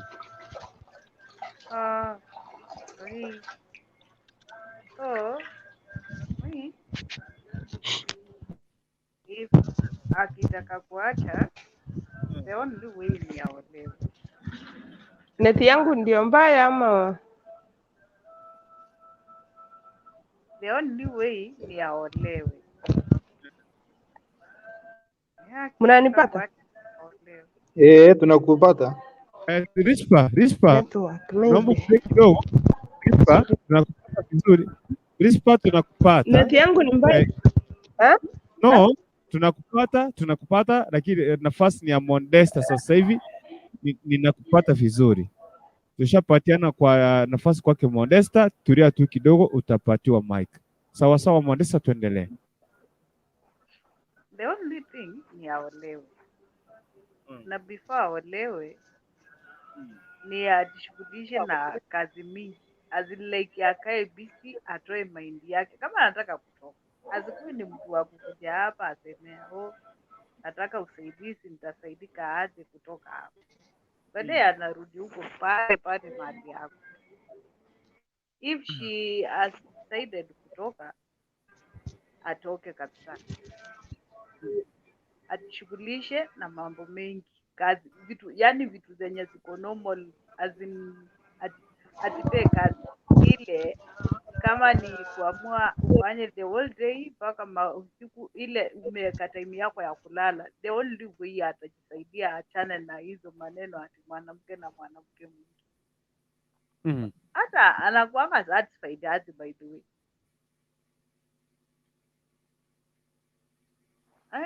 Hapana, ni aolewe tu. Wacha amue tu aolewe at one, azae watoto, maisha yake iende kwa Modesta. Huyu msichana sete ako na mume. Ako vile amekuja ako na, but sasa shida ni hii. Afiri kwamba mwanaume anafanya kitu. Afiri kwamba mwanaume anafanya kitu, nafikiri kwamba ni kumuguza, yani anamwachia tu madress pale. Sasa ndiye anaamsha. Afiri kama anafanya kitu. Ako na mwanaume. Lakini afiri. So huyu mwanaume ni kama ni mwanaume nusu nini? Montrunka nyore. Haki ukweli. Kama afiri kitu, hivyo it means huyu mwanaume I'm satisfied. That guy has to do something. But na amwambie, unaona, mwanamke ni amwambie hivi, babe, ama my husband, my sweetheart, hii kitu mimi hainitoshi. Hebu tutafute njia venye utanitoshelesha. Before things change. Rispa. Mtu anatumianga ile gropo ameweka maji. Aniambia alikuwa anaweka maji kwa gropo anafunga hapa nyuma. Alafu hizi vidore anafunganisha, anaja na kidore sasa. Ndio anatumia kwa hiyo, anatumia hiyo kazi, ndio anatumia. Ama chini kiumba. I don't know. Vilikuwa mtu hiyo sasa. That's what so how can you unaweza jua kwamba hiyo anatumia size gani na mwanamke kwa size gani? So maybe alikuwa amezoea vitu kubwa na vitu juma ya doshi. Hiyo ni kama alikuwa amezoea watu wakubwa, sasa amepata mwenye nikakwende kama karoti. kama karoti, ameshindwa asema hata. Ambie bwana yake shida. Hakuna kitu na kunyamaza, sisi hakuna kunyamaza, unanyamaza unaumia. Sema ukweli, uokolewe. Modesta wacha nikukate kidogo. Ile kitu unafaa ujue, usianze kublame mwanaume ndio ni mwanaume aina gani. Unajua, waja ukweli usemwe. Unajua siku hizi ukiangalia hii generation yetu ya saa hii, kulingana na chakula yenye tunakula, unaona chakula mingi yenye tunatumia huwa inapunguza nguvu za kiume. Sijai sikia mahali eti kuna chakula yenye tunakula huko inapunguza nguvu za wanawake. Nyinyi hizi mafuta ni kuuza waongeza, zinaongeza joto. Na sisi tunaendelea kurudishwa chini. So unapata hatuwezi toshana. Kitu kingine ya pili, vile mnaongea mambo na size hiyo ya kufunga kwa kiuno, maybe alikuwa amezoea kitu kubwa ama nini. Hapo naweza wakozoa. Unajua kufanya sexy ama mwanamke kutosheka, haimaanishi lazima ukue na kitu inatoshana mguu ya mtoto ndio sasa huyo mwanamke atosheke. No. Unaweza kuwa uko na toothpick but inategemea, unajua haitegemei na urefu wa chembe, inategemea na makali yake. Unaweza kuwa uko na kadogo but you know how to dig. Unaona? So size haitegemei, size haijalishi na mambo na size. Inategemea vile hiyo chembe makali yake imenolewa. Alafu kitu kingine, kama huyu mwanaume ako na weakness, basi tuseme maybe hiyo chembe yake ni fupi. Ule mwanamke basi akamuongelesha mwanaume, amwambie mimi huwa sitosheki vile huwa nataka, huwa unaniajia kwa njia. Before uende kufanya hiyo, unajua lazima uandae. Hata gari lazima uiweke tu, uangalie kama mafuta iko sawa, oil iko sawa, macho iko sawa, machi iko sawa.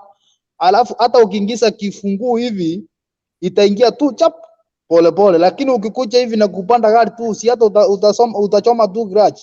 So lazima kila kitu ni kuandaliwa. Huyu aambie huyo bwana yake amuandae tu pole before wafike stage. utapata ule mwanamke ameridhika before hata huyu mwanaume. Lakini kama yeye ako na hizo mioto zake vile alikuwa amezoea kufanya mambo, anakuja hivi mwanaume anamwambia nikurukia Kifo cha huyu mene. mwanaume huyo mwanaume sasa hata akienda atafute ile chembe kubwa, kama ni kurukiwa bado hatatosheka. Lazima apate mtu anamuandaa tu polepole, amuandae mpaka wakienda kufika stage, unapata yeye mwenyewe amefanya nini, kila kitu iko sawa. Unaweza endelea. Okay, sasa umenimalizia. Niko na la kuongeza kweli. Rispa alirudi hapa. But before nipatie nafasi kwake Rispa, wacha nikimbie katika team comment kidogo. Titus Muthenai, ladies wenye wanakemea huyo msichana wote ni pretenders. Akiri kisu speak. Rispa unaenda wapi na nikupatia nafasi? Speak lady or go sleep.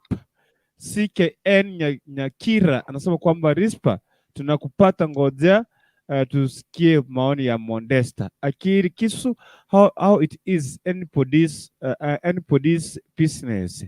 Gregory, what is the difference between sorry I have a wife and no I have a wife? I don't know what do you mean.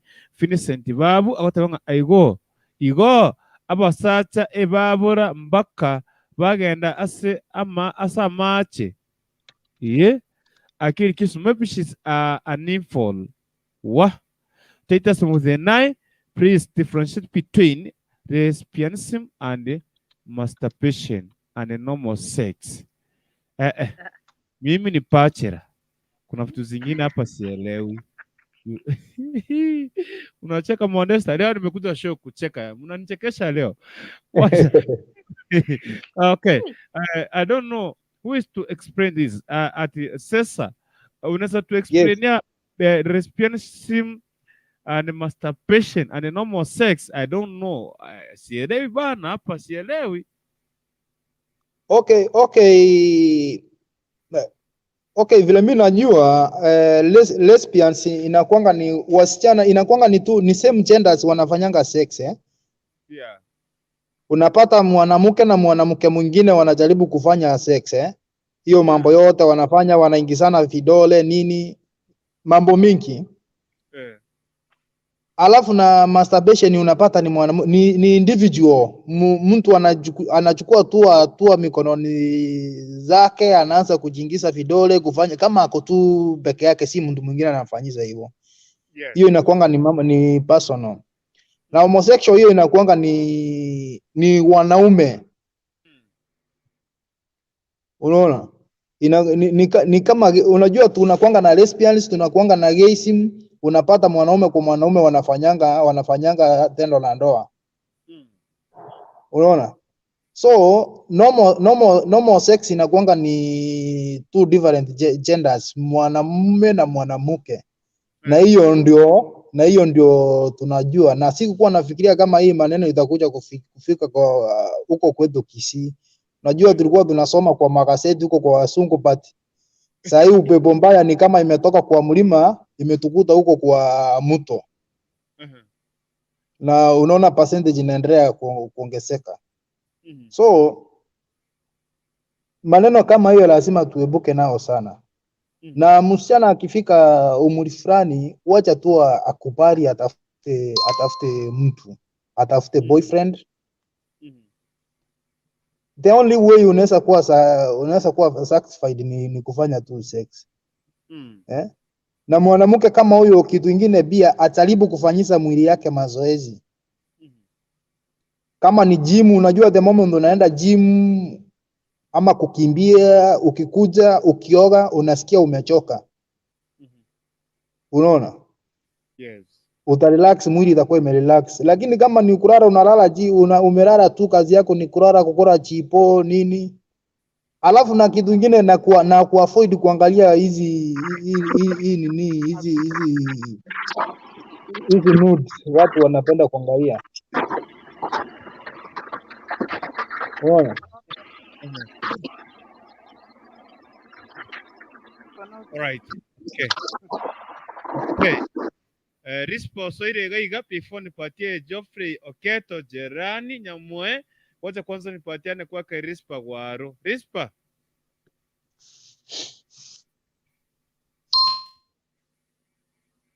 Rispa.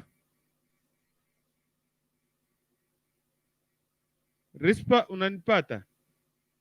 Fungua microphone, unmute microphone yako Rispa. Rispa unmute. Yes. Yes. Nimeingia. Mi ile kitu ninachosema, unajua ukifanya kazi, mimi vile ninawaambia, ukiwa unafanya kazi, you are busy, you are minding your business, huwezi pata hizo feelings. Lakini vitu sitafanya tu uko na feelings. Also we have to understand our husbands. You know, unajua mwanaume anaamka asubuhi anaenda job, maybe alikuwa mchengo. Sasa akikuja amechoka na wewe hutaki kumuelewa.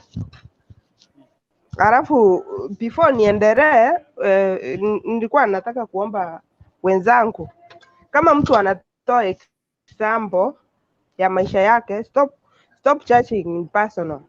Unaona, sasa kama mimi nikitoa example, it doesn't mean nitaanza kuelezea sasa life history venye ninaishi. Juu I'm happy with it, I'm okay with it. Wacha kuingilia watu.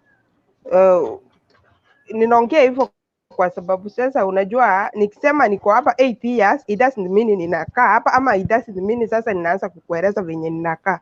Unaona, hapa tulikuwa tunatoa, kila mtu anatoa maoni yake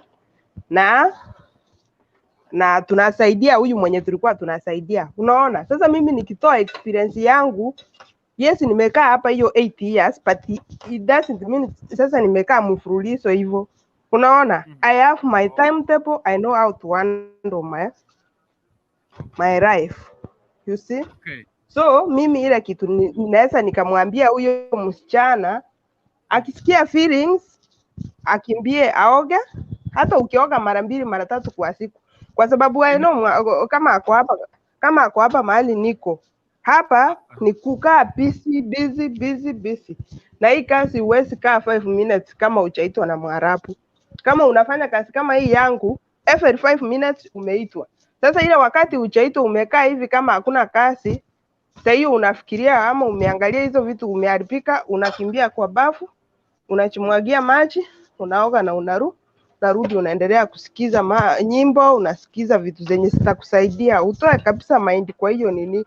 Ama kama umeshindwa kukaa kabisa peke yako, jaribu tu kurudi karibu na mume wako, jaribu kurudi watu kwa familia yako, kwa sababu ukiwa na watu mnaongea mambo mingi, mnasaidiana sana na watu, mnaongea vitu mingi. Huwezi niambia nikienda hata sasa nimeamka asubuhi nienda kwa soko ama nienda nikapige mshane na wamama wengine nitakuwa na feelings all the way. No, hiyo feelings inakuanga wakati uko peke yako. I remember one time nilikuwa kwanza mtoto wangu akiwa mdogo, nilikuwa nakaa kwa nyumba tu, kazi yangu ni kulea mtoto, alafu mume wangu anaenda job. Hakirudi mimi niko na feelings, lakini unapata mume wangu hana feelings. Unaona, mimi mwenyewe ninamhurumia kwa sababu anafanya ile kazi anafanya inamumaliza kabisa. Ama unapata yeye sasa amechoka, mimi ndio niko moto. Sasa nikakuja kusema hii kukaa idle inafanya hii mambo yote inaharibika. Nilianza kufanya kazi pia mimi. Wewe ukitoka na huyu anatoka, ukijiweka busy huwezi pata hizo feelings. Na kitu kingine, illness, ako idle. Kama ako hapa still, kama ako hapa na hiyo feelings bado inamsumbua, arudi tu akae na mume wake. Kama ni mchana akitaka hiyo kitu, na pia mume wake ajaribu kumuelewa, kwa sababu ukikaa for long unataka tu unataka someone is presence. Ukimtaka unamtaka, unaona, na yeye awe tu anamuelewa tu, ni vile amekaa sana, amekaa mbali, that's why anamhitaji. So lazima akae na wakati na yeye. Alright. Wacha niachie wengine waongee. Shikilia hivyo, mtu atakuuliza swali baadaye. Wacha nilete Geoffrey Oketo. Geoffrey. Semeni. Poa sana, karibu sana. Asante. Naam. Nimeingia tu hivi sikuangalia mjadala inasema nini. Yes, salimia watu nitakupatia mjadala vile unasema. Sikarate wantavai 5 akina baba Mondesta. Okay, asante. Watu waja nisalimie, nimesikia Rispa hapa akiongea. Naona kuna mwingine anaitwa hapo Modesta. Kuna jingine salimia Kurukuntu pia. Nashukuru Kuna sana. jingine kuna china ingine hapo sioni. Nani yako karibu na wewe Kurukuntu? Mondesta, kuna Mondesta hapa, kuna Sesa. Sesa. Okay, nasalimia habari ya jioni, asubuhi, mahali popote mlipo. Salama sana. Asante sana. Yes, wacha sasa nikupatie mjadala vile unasema. Huyu msichana tumekuta ni kama ni lesbian, tena ni anajifanyia masturbation. So she has been, alikuwa before aende Gulf, akiwa hapa Kenya alikuwa anapenda kukaa na mume wake sana. She used to stay with her na husband, na alikuwa anapenda hiyo kitu sana. So after she went out, pale mahali alienda ilikuwa ni indoors. Sasa alikuwa anaweza kupata mwanaume, ikafika sasa mpaka akashinda kuvumilia, lakini sababu ile sheria ambazo alikuwa amepewa, ukipatikana mwanaume wa wenyewe pale ama kijana wa wenyewe utawawa. So alikuja akachukua gloves zile za kuweka madaktari, akaweka maji ndani, kisha akafunga hapa nyuma na akafunga hapa mbele. Sasa kidole moja hii ikapaki ndio iko na maji. Sasa ninachitumia ndio inakuwa kama mwanaume, ama alikuwa anatumia sijui kuna jina wametaja hapo, wanachupi wanalitaja kikiumba ama kukumba ama kiukamba. Hiyo ndio alikuwa anatumia, so ili kuweza kujirelease. So she has come back to the country, maana bado kuna mzee wake. Kwa sasa mzee akikuwa na mzee haridhiki, haridhiki kabisa. Yaani anafikiri kwamba akitumia vitu zingine ako very comfortable. So amekuja kuuliza ushauri. Maybe yeye amejaribu kutafuta mbinu ya kuweza kuachana ili akaweze kuwa comfortable na mume wake, imekuwa ngumu.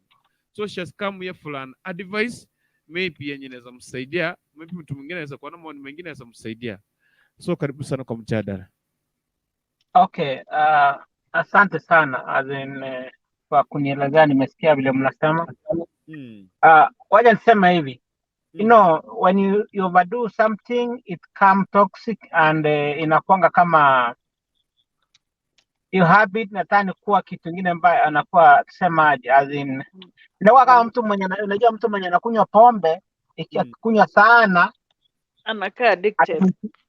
Anakuwa addicted. Oh yeah, that's a good word to use. Sasa unajua ukifanya vitu na kuwa addicted vitu kama hizo, but you know there's a way you're gonna go and turn things around. That's why we have some people, psychologists, people who can deal about sexual matters. Yes. They can give advice to you and give you and do some lessons on you, so that on how to overcome such issues. Unajua niseme, I will not condemn. I will not condemn. Just say that, you know, human beings have got some shortcomings. You may want to do something so that you can make yourself comfortable, but at the end of the day, it ruins your life. The best thing is your kuachana bwanake. Yes. Just to go and look for some guidance from advice for some people who are related to that field. They're gonna teach her on how to overcome such a problem. Na atakuwa sawa. Hiyo ndio tunasema tu. Yeah. Kwa hivyo atasaidiwa tu, anaenda kitafuta watu watamsaidia, you know. That thing, unajua kufanya kitu kama hiyo inakuwa mind. Sasa unajua imedominate kwa mind zake. There's a way you can go there and get some teachings, some advice. Then you know, as time goes by, that thing gonna come out of her mind in their way to return to normal, you know. Whenever you're addicted to something, there's a way to overcome it. Niyo tu. Okay, sijui kama kwa mtu atakuuliza swali baadaye, lakini wacha tu niseme hivi. Mimi naweza kuambia hivi, msichana baba, ukae mbali na ile jina unasema watu modesta Cucumber. cucumber. Ukae mbali na cucumber, hizi magroves ukae mbali nazo, usikaribie sana. Ukae mbali kabisa. Nitasumutenai dada yetu amesema anasumbuliwa na lesbianism. Let's talk about lesbianism on his top condition. Gregory kuja kunajibu kwa my question to that guy. Okay. Before tuende maybe mweza kuwa na swali, nitawapatia nafasi wote kuleta Mutenai atusungumzie. Mutenai, ndio hapa. Niko hapa. Yes, nafasi ndio hiyo. Kurukutu hapa kuna confusion. Sababu amesema lesbianism, hajasema hizo mambo zingine zote zenye mnaongea. Sasa badala msaidie hiyo yenye amesema, nyinyi mmeanza ku-exaggerate, mnasema mara sijui masturbation, mara sijui nini. Sasa hizo amesemea wapi? Sasa ndio maana yake pena maoni yako. Ebu asaidiwe kulingana na chenye alisema. Tuanze na wewe. Anza sasa maoni yako hapa asikize na apate. Everybody apatiane maoni yake. Yes. Karibu hata wewe yako. Sasa tuanze sasa kulingana na lesbianism ama lesbian. So, tuanze kusungumzia hapo. Sasa tumeanza na wewe.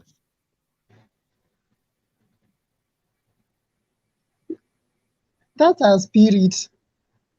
And then, na inahitaji afanyiwe reference. Akifanywa reference hiyo spirit itaondoka.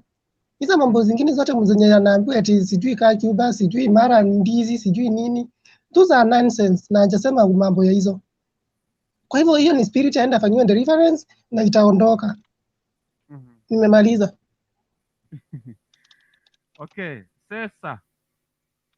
Yes. Tena nimerudi kwako.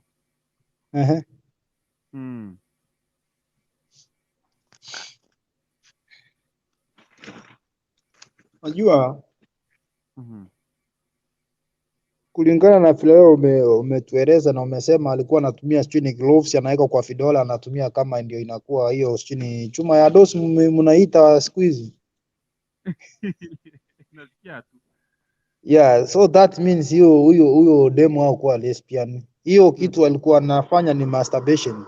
Ni yeye mwenyewe alikuwa anajaribu kumaliza haja yake. So mimi vile nilibeana maoni yangu from the beginning ni huyu mwanamke avoid kukaa peke yake. Because the moment uko na watu huwezi toa nguo mbele ya watu. Ni ile tu avoid kukaa peke yake. Akikaa na watu hiyo kitu itamtoka tu pole pole. Na huyo mwanaume wake ako na yeye ni ile tu asungumuze na huyo bwana wake amwambie mimi huwa sitosheki. The moment atasungumzia. Yes. Sasa.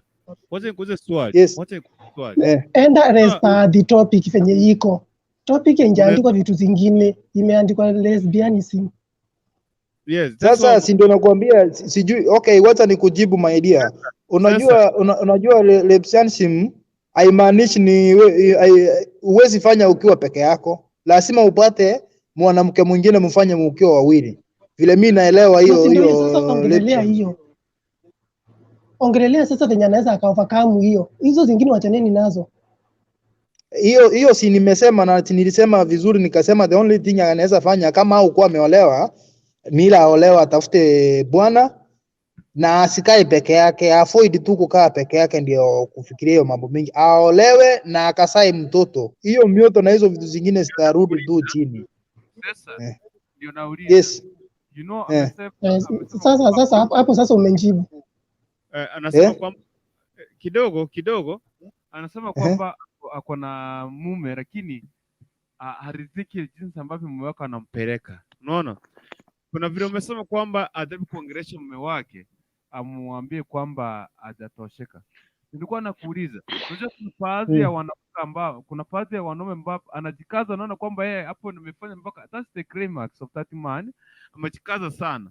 But at the moment unapata kwamba mwanamke hajatosheka, lakini mwanamke amejikaza mpaka amefika at the climax. Unaona?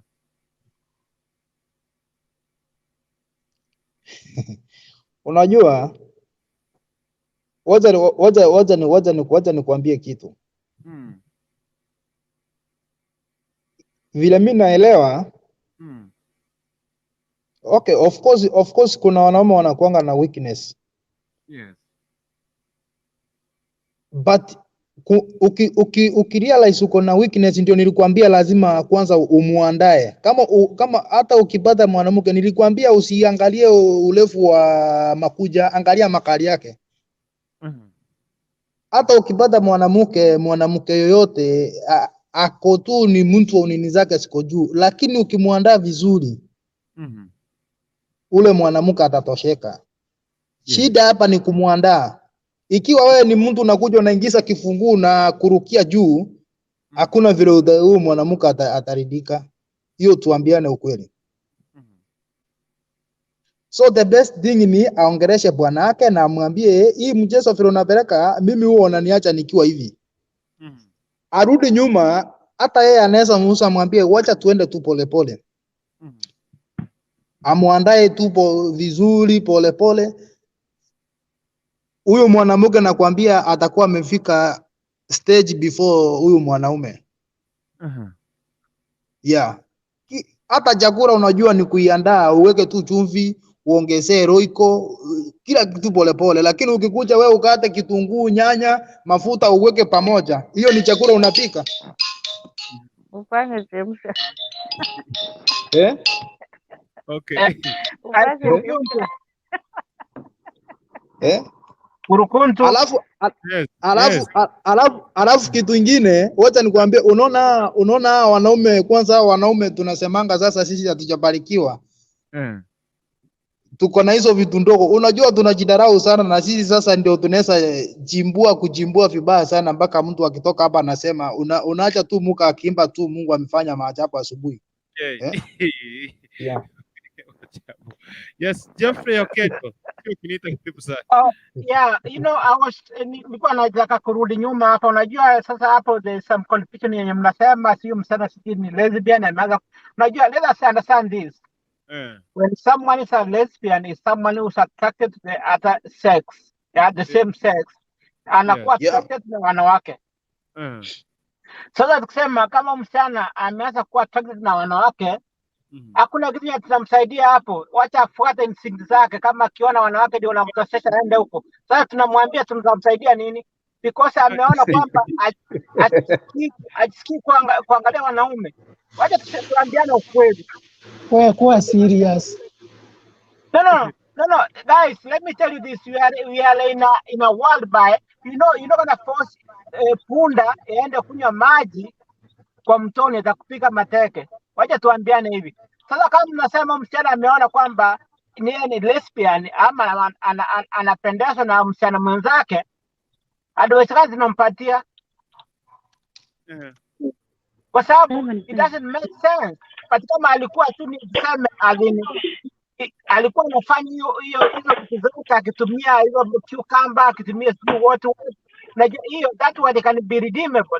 Lakini kama mtu amefika mahali anaona kwamba mwanaume atamani mwanaume tena, anatamani mwanamke mwenzake, jameni, wacha tumwachie shetani yake ende nayo. Hiyo ndio nitasema tafanya nini, kwa sababu Kurukuntu yuko serious. Kurukuntu Wewe uko serious. Hebu niongee kidogo nitoke. JK. Wacha kwanza Geoffrey amalize, alafu ndio kupatia nafasi. Nimeona umeingia after Geoffrey ni wewe. Wacha niwaambie hizi ndugu zangu. Let me say, kuna wengine wanalalamika. Huyu mwanamke kama tumesema ataki mwanaume, anakuwa attracted na mwanamke mwenzake. Okay. Kitu tunamwambia basi, kama unasema unakuwa attracted to mwanamke mwenzako, mbona basi unataka usaidizi? Tukusaidie namna gani? Let's be realistic.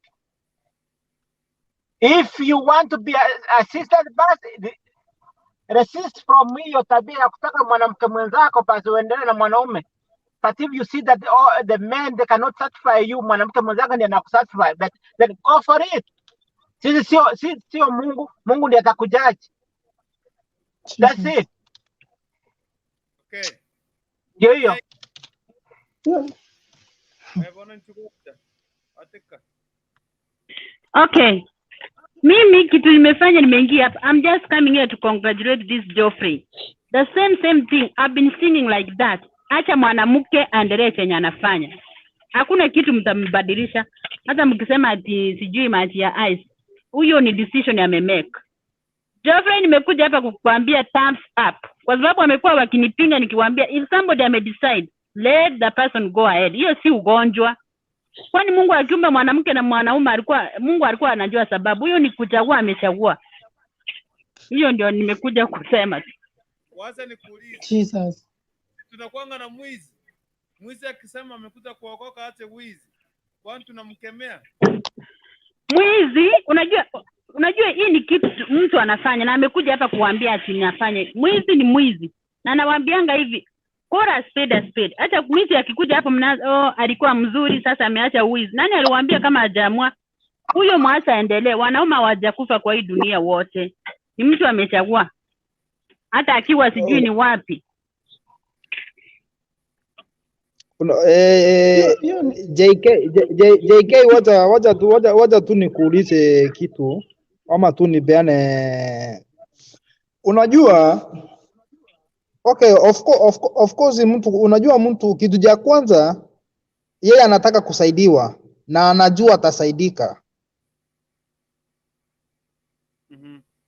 Kitu cha kwanza yeye mwenyewe amejikubali, amekuwa akifanya hivyo. Unaona amekuwa akifanya kisiri, lakini ameamua, amejikubali na amesema nimekuwa nikifanya hivi na hivi.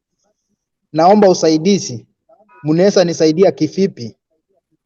Na ndio sisi, okay, unajua sisi hatuwezi tukamwenda tukamfunge kamba tumwambie kaanga hapa sasa hii mikono yako tumefunga, miguu tumefunga.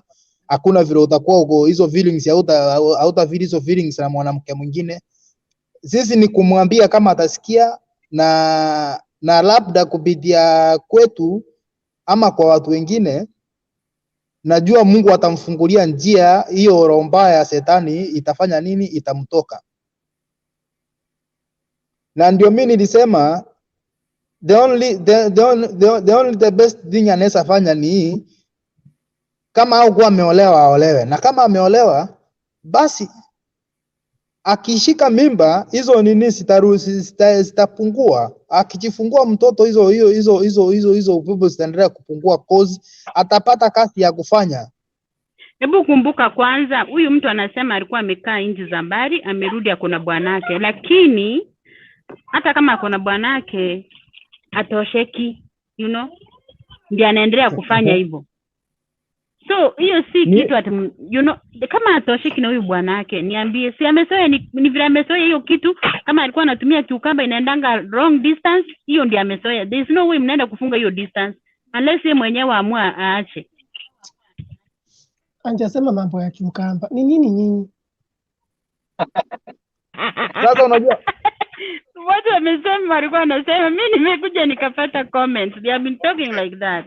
Okay. Narudi kwa lesbianism hakuna kitu kama kiukamba hapo. Huyu ni Naomi ama ni Nyamoita? Unajua watu wanachanganyanga. Huyu ni Naomi ama ni Nyamoita? Naomi, is this you ama this is Nyamoita?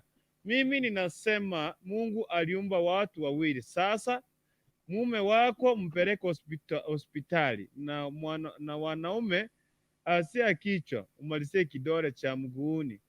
Ukirudi ofisini mwanamke atatozeka sababu siende kwa mke kama njoo kiss, okay? Umesikia kama umeelewa vile amesema?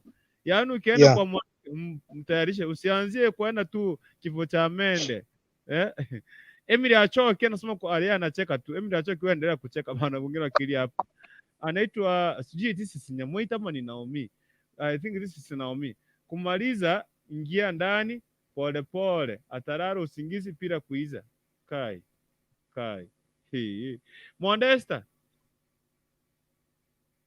Mwandesta, umelala?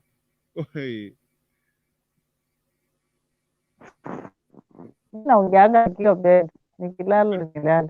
Nimerudi kwako. Niambie. Na nasikia watu wanaongea hapa. Siongei. Kani sikize kwenye mtihani anasema.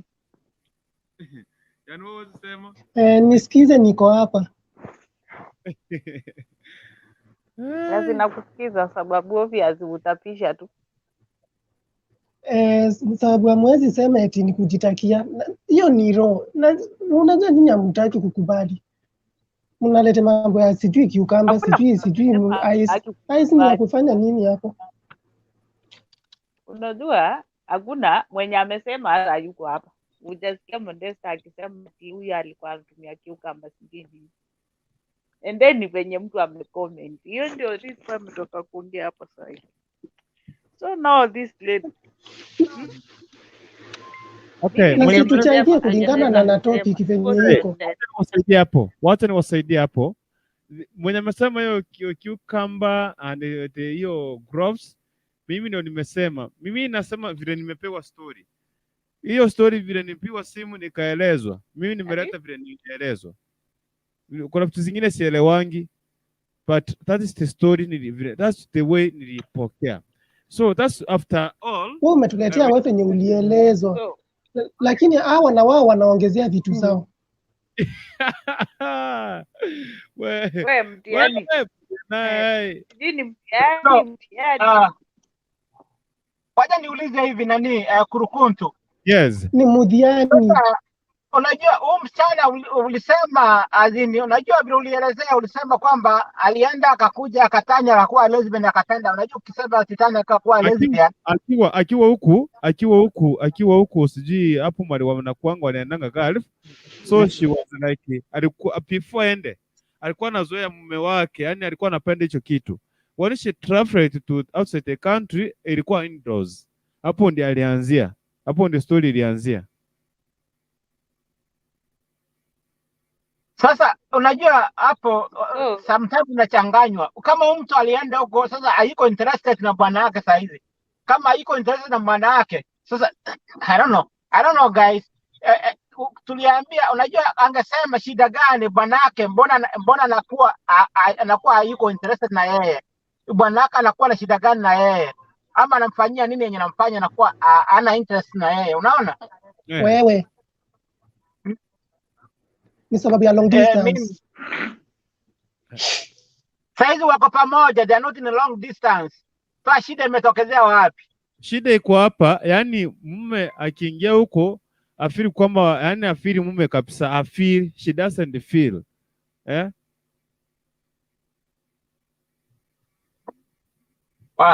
Anyway.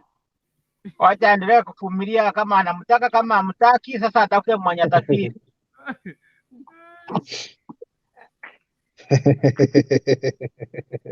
Geoffrey.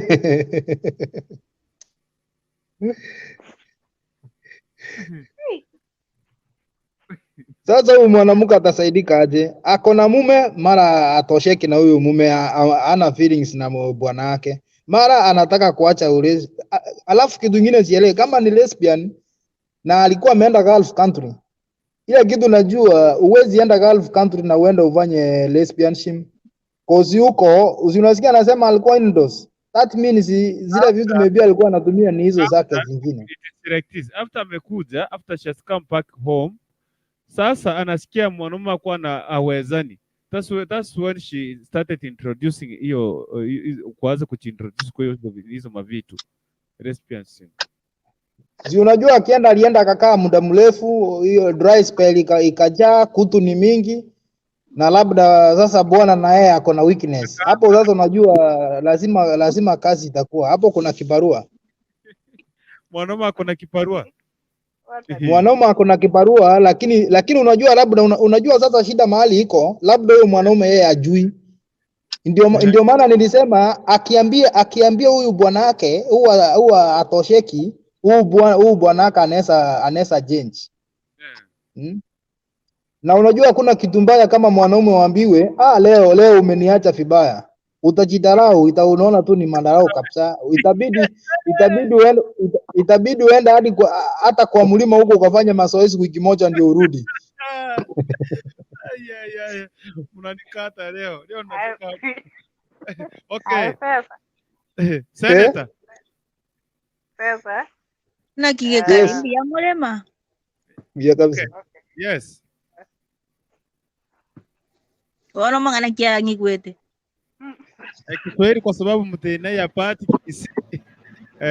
Wacha Modesta kueleze. Acha tu tumie Kiswahili. Yes. Kukundu mwelezi. Hata Hii story utaki kabisa.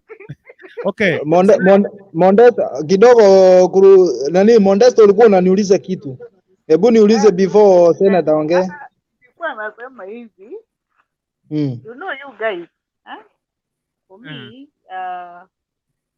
you guys, wakati mke wako ametoka huko nje ameenda, kuna zile vitu mnakuanga kwa mind zenu. Mimi sijui why you create such a kind of thing. Hata sasa huyu, am I sure this lady alikuwa huko nje alikuwa ananingojea mimi ama alikuwa analala na boss wake? Kuna kitu ingine hapa. Cause me imesha ini happening.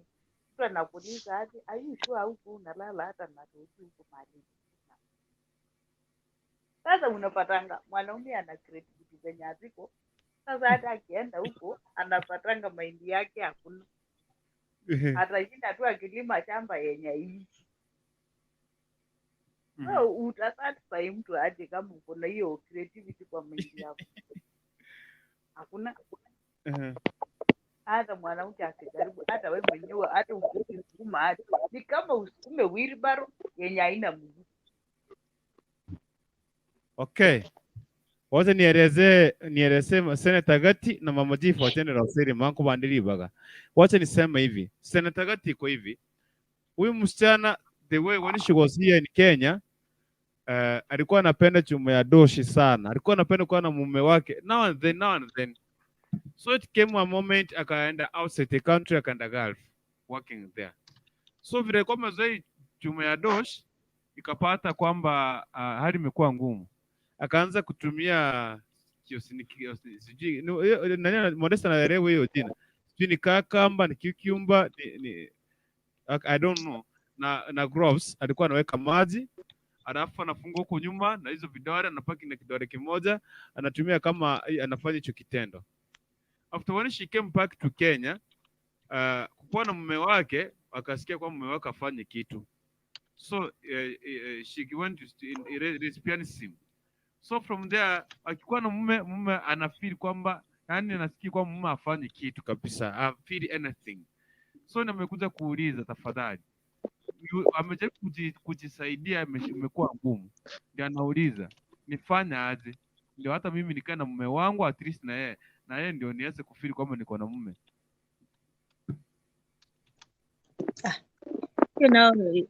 Vitu zingine sijui zinashangaza sana. Kama alikuwa na mume wake, yani unawezaje fananisha doshi na cucumber? Hizo ni vitu tofauti sana.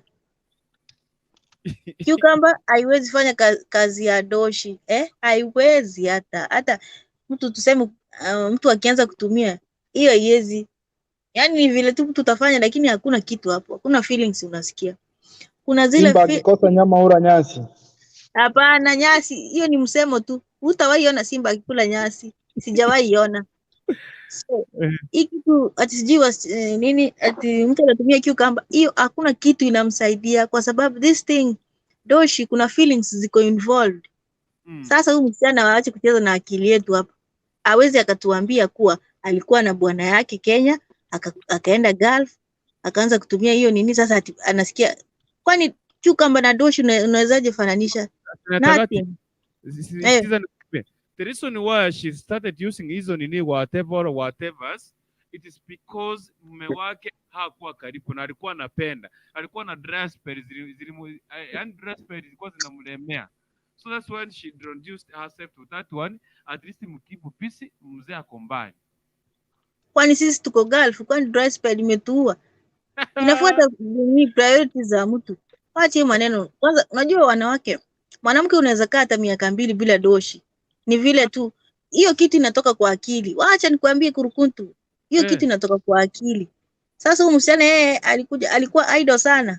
Alikuja hapa Gulf alikuwa idle sana hadi akona akili ya kufikiria doshi. Watu wengine hapa hata hiyo maneno ya doshi haikuji kwa akili kwa sababu uko busy unafikiria nitahustle aje, nitapata kitu fulani aje, uko na mahitaji mahali, unajua kitu yenye ilikuleta Gulf.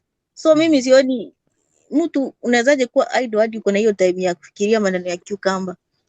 So mimi huyo msichana kitu nataka kumwambia ati sijui kama alijua akona tamaa sana angeweza kumanage angekuja Gulf. Na hiyo nayo, to be sincere with you, hawezi tuambia ati sasa ati anasikia bwana yake afanye kitu. No way, hiyo haiwezekani. Kwa sababu mtu huwezi compare doshi na cucumber. Haiwezekani. Hii hata kama alikuwa anatumia ni kitu bure tu. Ile mtu unatumia hakuna kitu ilikuwa inaendelea. So hii kitu ati anasema ati afanye nini? Awache hiyo mchezo wako nayo. Ati mume amtoshelezi. Haiwezekani. Kama alikuwa anamtosheleza hapo mwanzo before akuje Gulf, meaning pia anaweza mtosheleza. Sasa haiwezi compare doshi na cucumber. Senator. Hakuna usaidizi tunampea hapa. Mama de Mimi mama. kuna swali. Mama tulia kidogo tusikie swali kutoka kwa Mtenai. Yes, kidogo tu mama G for general. Nitoke dakika moja nirudi sababu kuna mtu amenipigia. Okay. Yes, Mtenai uliuliza Mimi swali. naulizaje? Hii shida yake ilianzia Kenya ama ilianza akiwa huko Gulf? Imeanza akiwa Gulf, ndio ameanzia. Aya, kama ilianzia huko Gulf, hiyo si lesbianism. Inafaa ubadilishe. Yeye ndo alikueleza vibaya. Hiyo ni masturbation. Sijui kama umenishika. Kuna vitu mbili zinaendelea. We have two things ambazo zinaendelea hapa. Cha kwanza ni kutumia cucumber and na hizo crops kuweka maji ndani. That's the first thing anatumia akiwa wakati alikuwa huko. After amerudi sasa ni amerudi kujiintroduce na hizo vitu zingine, si lesbian and all what. Can I talk now? Can I talk now? Mama for general. Yes. My only mother. Karibu sana. Yes. Habari ya jioni. Salama sana. Nzuri, habari ya asubuhi. Asubuhi. Habari yenu nyinyi wote, akina Senator, akina Sisa, akina Modester. Okay, mimi naweza uliza huyu msichana si lesbian. Mnajua maana ya lesbian kweli? Lesbian mnakutana na mwanamke mwenzako mnalambana. Umeelewa? Hizo yes. Mnagushanisha hizo shimo. Ni vitu mbili zinaendelea. Vitu mbili zinaendelea hapo. Cha kwanza akiwa huko nje alikuwa anatumia hizo whatever. Wakati amerudi huko Kenya, amesikia mume afanye anything, amejiingiza theater side. Yes, tuendelee. So akiwa diaspora alikuwa anatumia cucumber, sasa ni kama nini, masturbation. Si ndio? Hiyo ni masturbation. Akiwa huko Gulf alikuwa anatumia cucumber. Alikuwa na masturbate. Unajua ndio utumie hiyo cucumber, kuna jamaa anakuja kwa akili yako. Unanielewa? Huyo jamaa yani wakati unataka kutumia hiyo cucumber unaiongelelea uzima, unaipea uzima. You don't just start using it just like that because hiyo ni kitu unaweka feelings kwake. Like when you are with your man, unaiongelelea, unaihusisha kila mahali. Unajua kuna mahali bwana yako akikuguza, kama ni matiti unaguza, kama ni clitoris unaguzisha hiyo cucumber so that ukue ready ndio uanze kutumia hiyo cucumber. So huyu mwanamke alikuwa anatumia hiyo cucumber akifikiria bwana yake na hiyo doshi yake yenye aliacha Kenya. Alikuwa na treat kama bwana yake. So amefika Kenya. Sasa hapa Kenya mahali amefika, bado wanatumia hiyo nini, wanatumia delitos. Unajua sababu kama shimo yako inaingiliwa, uwezi enda kuguzisha vidole peke yake. Unajua cucumber ni nono na doshi ni nono. Mama G for general. Uwezi ingisha vidole. Sasa nataka atuambie akiwa na hiyo akiwa si tulisema hii show ni ya watu wakubwa, akiwa na huyo lesbian mwenzake wanatumia nini kujitoshelesha? Usikuuliza hapo, sikumuuliza mimi. Unajua mimi nilianguka tu na mara. Sasa angetuambia hapa, unajua au ma lesbians wanatumia hata dildos, anafunga kwa kiuno, inakuwa kama mchuruzi. Yes. Wanaanza kazi, wanatoshanisha, yani wanajitoshelesha tu hivyo. Tunaweza elewa. Lakini kitu ingine anaweza ongea na bwana yake kitu ya kwanza. Mimi sasa wacha nimwambie vile anaweza fanya. Though alijiweka pabaya, mambo ya kumasturbate na kutumia mikono na cucumber, hiyo ni kukua idol kabisa, vile Senator amesema.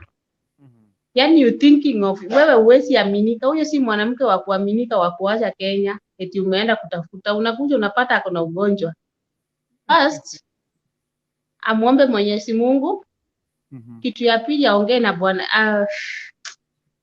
how guy, sijui kama akiongea na bwana yake atamkubali, I don't know, but ajaribu ajue venye ataongea, ndio healing process ianze, aanze sasa venye atapona kutoka hapo, na nielewa, so that me I wonder, mwanamke mwenzako aanze kukuguza, aanze kukunyonya matiti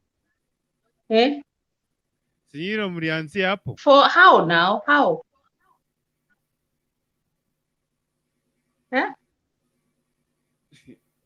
How mwanamke anaweza anza kunyonya matiti na huku gari kupo na mtu wa kukunyonya? Hii story ni ya ukweli ama ni kitu yenye anasema tu? Yani hata yeye ako confused. Yeye anasema. Ni ukweli hapo. Na nikuulize. Huyo mwanamke wacha ongeleze bwana yake na magonjwa ya kisidi, atafute daktari, na kama anaweza patia na kibarua tutamsaidia. Huyo huyo mwanamke, mimi nataka kusema wacha apambane na hali yake, wacha kutusumbua akili wakati ajiingiza. Kwa hiyo hii kitu hata kuosha hawezi compare Senator, hii kitu hata kuosha, hii shimo hata kuiosha tu ni kuipembeleza kutoka huku nje. Hakuna kwenda huko ndani. Yani how can you start that thing?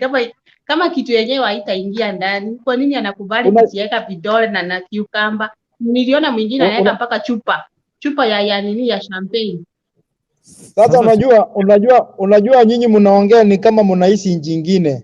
It's like you are living in the different planet. Hizo ni vitu mnaona hadi wengine wanaweka hadi nyoka. Achana na galfu sasa. Kenya kwenyewe hapa kuna lesbians ni wengi, kuna wasichana wanajitumia hizo kiukamba, wanatumia ndisi. Si ndio huyo ndio wa kwanza. Hiyo ni kitu iko na it's almost 30% ya wasichana sasa hivi wanafanya. Atusemi no. Na wacha nikuambie sisi tumekatiwa na ma lesbians. Mtu kama mimi nikikuonyesha inbox zangu ma lesbians wamejaa karibu 20. And they are rich, ni watu wenye wako na pesa. Unaelewa? Yeah, so naelewa. Ni mtu chiamulilie. Ni mtu unachiamulilia huyo msichana sasa, wacha yeye tu aendelee, because yeye ndiye anichiweka huko. Kama alikuwa anapenda bwana yake na huyo mchurusi yake na hiyo chuma yake ilikuwa inamtosha, huwezi uchingisha kwa vitu kama hizo. Yeah, alafu na kitu hivi tunasitekeza, tunawekea mabwana zetu. Alafu na kitu kingine mnasahau hapa, apart from who demu wenye alikuwa anafanya hizo vitu na kukuja kukosa kutosheka kutoka kwa bwanake, bado iko wanawake wengine hapa Kenya huwa watosheki na bwana zao. Hizo vitu ziko kwa maredio, tunasikia bwanangu anitoseleshi. Okay. Hizo vitu Shisha, wacha nikuambie ni kwa nini watu hawatosheki. Kitu ya kwanza sasa kuingisha hiyo cucumber. Bwana yako maybe si mkubwa kama hiyo cucumber. Si mambo na kuingishwa. Wacha nikuambie, kuna wanawake wengi huku Kenya watosheki, umesema hiyo kitu. Si mimi ni mwanamke. Si wacha tu niongee. Kitu ya kwanza, you marry somebody who is not your friend. Unajua ukioa mtu mwenye amuelewani na yeye, hata uwezi muambia mahali nini yako cheese pot yako iko. Unajua kutosheka ni nini? Kutosheka ni kuambia mpenzi wako mahali your G-spot inapatikana, mahali anakuguza unachangamka, ndio unamwaga. Unanielewa? Watu sasa wanaona bora tu wanalala, wanaingishana hiyo kitu hivi dakika 5 10, hiyo imeisha. Mwanaume anamwaga, mwanamke atamwaga. Ndio maana mwanamke atosheki. Lakini kama uko na mwanamke mwenye mnaongea na yeye kwa nyumba na sometimes mnaongea vitu vichafu, that you talk that so that mnachielewa. Ndio anakuambia mimi mali fulani kama ni ngongero, anakuambia baby, mimi nikiguzwa huku nasikia vizuri. Ni kamarawe huko chini, anakuambia baby, mimi ukipitisha ulimi kwa kamarawe ninamwaga. Just like that. Simple. But unajua okay, hiyo ni pande yako. Communication. Communication. Ndio maana watu wa communicate kwa bedroom. Mtu anakuja dakika 2 3 ndio ameingia kwa nini kwa kifua yako pe anamwaga na kanyaga kubwa. Anaacha mwanamke akitingisha vidole. Na kuelewa, alafu kitu kingine unapata ni sawa mumeona ile from the beginning vile mlioona na bwana wako alikuwa anafanya kazi vizuri kabisa, ulikuwa unatosheka nini au kuwa na complain. After sometimes anakuja anafika mahali unapata sasa ameregea. Sasa hiyo nguvu haiko, nini imerudi chini. So hizo vitu happen bado. Hiyo ndoa sisha. Hiyo ndoa iko hivyo. Marriage is like that. Immediately mnaoana, si vile mlikuwa mkidate. Immediately mnaoana, mwanamume nini yake inarudi chini, libido. Unajua kwa nini? Sasa anajua ako na bibi kwa nyumba, bibi ako na mahitaji mingi. Ndio maana sasa yani anaingisha tu. Sasa hapo inahitaji sasa venye kama mlioona kama watu wenye mnajuana kabisa. Sasa hapo mnaweza ongelelea. Unajua sasa hapo una stress, unaweza ongea na bibi yako unamwambia babe, niko na stress ya aina hii. Unajua stress yenye yako ni yenu kwa nyumba. Mnakuja mnaongea mnamaliza, anakupea shoulder to lean on, anakupea advice. Ndio sasa hata kama ukiingia kwa kitanda mnapatiana hiyo mti. Hiyo chuma inalala ndani vizuri. Mnaamka kesho kama migongo yenu ikiwa sawa. By the way, hata Rispa waro amesema kuna mboro za kuuzwa. Yes. Lakini sasa hiyo mboro ya kuuzwa Rispa lazima uiongelee uzima. Wakati ndio uanze kuitumia. Uwezi ingiza hiyo kitu kama utaiongelea uzima. Hiyo mboro lazima uinyonye, lazima uigusishe matiti, lazima uigusishe huku chini kwa clitoris. Hey, Jehova. Ona, hata mimi hii kitu, this is weird. Hiyo kitu hata ukiongelelea uzima haiwezi fanya kazi ya doshi. Tafadhali tusidanganyane. Alright. Kuna nini feelings zingine zenye doshi huwa inaleta. So hii maneno hii cucumber, sijui nini macarrots nini, hizo ni vitu bure. That's a waste of time. Alafu sasa kitu yanaulizanga doshi inamwaganga ni maji ama nini? Ni maji mtu unamwaga kwenda huko ndani? Si lazima umwagiwe ndio utosheke. Hapana, hiyo ni lazima sisha. Lazima. Kwa nini si lazima? Hiyo ni lazima. Nikuulize. What if maybe mnatumia mipira, utamwagiwa na upepo ama utamwagiwa aje? Sisi kwanza sijui mipira ni nini mtu kama mimi. Ujui kwa nini? That's one method of family planning. I'm not doing that thing with anybody mwenye anapumua. Nafanya hiyo kitu na my man, mtu mmoja tu. Yes. No, haimaanishi hivyo. Haimaanishi hivyo hata kama umeoa na uko, kwani si hiyo ni njia moja ya kupanga usasi? Usasi nini? Usasi mimi mwenyewe nitapanga, mimi ndio najua. Unajua hiyo kitu inakuwa na effect zake. Nitashinda mtu atashinda akitapika kama mtu mwenye ako na mimba kwa nyumba na sina mimba, ni mipira inanifanya nitapike. na basi hakuna yenye haina effect. Hata hizo family planning ukienda sindano mara nini bia nazo ziko na effect. Hakuna yenye iko na iko effect sawa. but iko na effect but mimi at least you know. Mama G, nisikia hapa Senator kama kuna swali la kukuuliza. Senator, uko na swali la kuuliza Mama G for general? Mimi sina swali la kumuuliza. Mimi kitu nataka kusema, hawa watu wenye wanatuambia maneno ya cucumber nini, hakuna kitu wanatuambia, hii ni kutudanganya. Iko na mifupa. Hii kitu doshi. Cucumber hizi fanya kazi ya doshi. Sasa huyu msichana awache kucheza na akili yetu hapa. Sisi hakuna advice tunapewa. Hapa aendelee na cucumber yake, awachane na mzee wake. Kwa nini arudi kwake? Kama alikuwa amejua ameharibika. Angeachana na bwana yake kilo safi. Aache huyo mzee aoe mwanaume mwingine. Nataka kesho leo jioni tuongelee hii topic hapa. Na watu wanataka kusema hapa.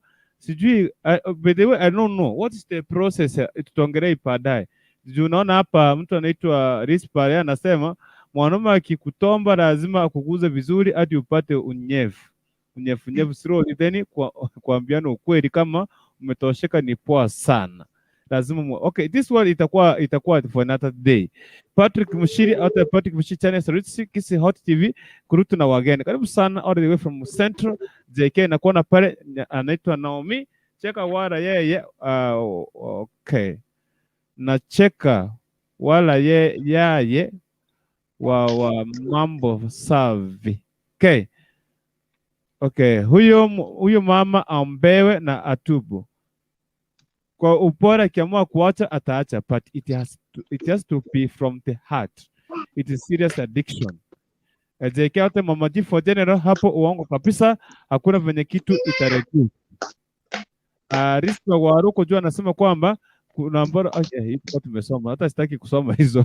Yes Mama G for general, tuendelee hata Modesta amerudi hapa. Yes, to continue. Yes, mimi sasa wote sababu nataka kulala, mimi nilikuwa nasema hivi. Huyo mwanamke yeye mwenyewe ndiye atajitolea.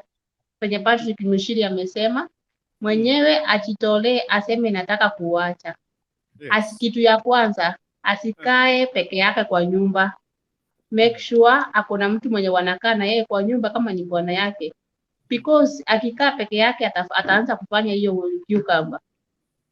Hiyo ndio style ya kwanza ya kuacha hiyo kuacha hiyo masturbate. Hiyo masturbation inaweza. Kitu ya pili, wakati mahali popote ataanza kufikiria hiyo maneno ya cucumber, aombe tu Mungu.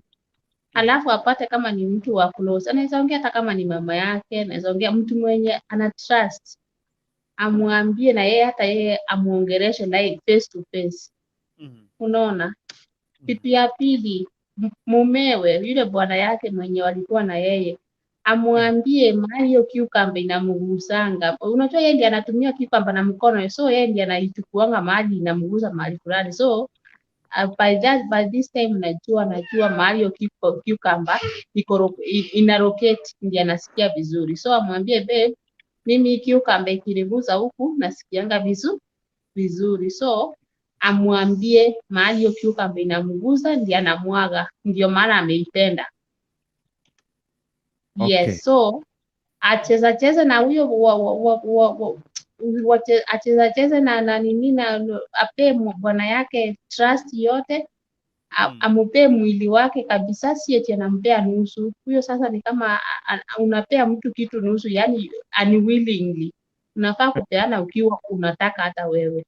Na mimi naambianga wanawake hivi, whenever you do keremo moko banomo sacho wakale keremo korobu anjani stile tukona segesonga bantu banemba maitegesonga keremo korobu anjani asengenjo takete kuisanika nayo igubija tali no korobu anjani asengenjo ngo korobu anjani asengenjo musacho ogosabi. Changamka, wacha kukaa kama likindi. Imoka nyagelie keuno, wacha kukaa na kiuno ngumu kama maisha ya Kenya saa hii. So changamka. So koruga burene na bakonyora ebintu byanse yose. Tawa sako ndege tanga ni taba sako bera bweka nyumba. Yes. All right. Sawa. Watreraga Patrick Mushiri just to be busy and avoid internet and the apps that hooks her up to her companions. Naomi ananiambia kwamba hey. Okay, Modesta.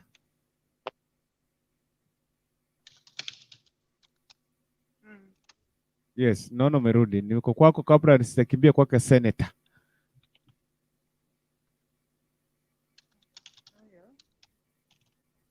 Niaona venye ataongelesha bwanake.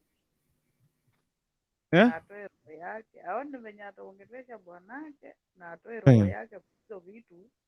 Maindi yake yote na roho yake ikae kwa mume wake. Na asikae peke yake ati sasa ako lazy, ako sijui idle. Akuwe busy 24/7.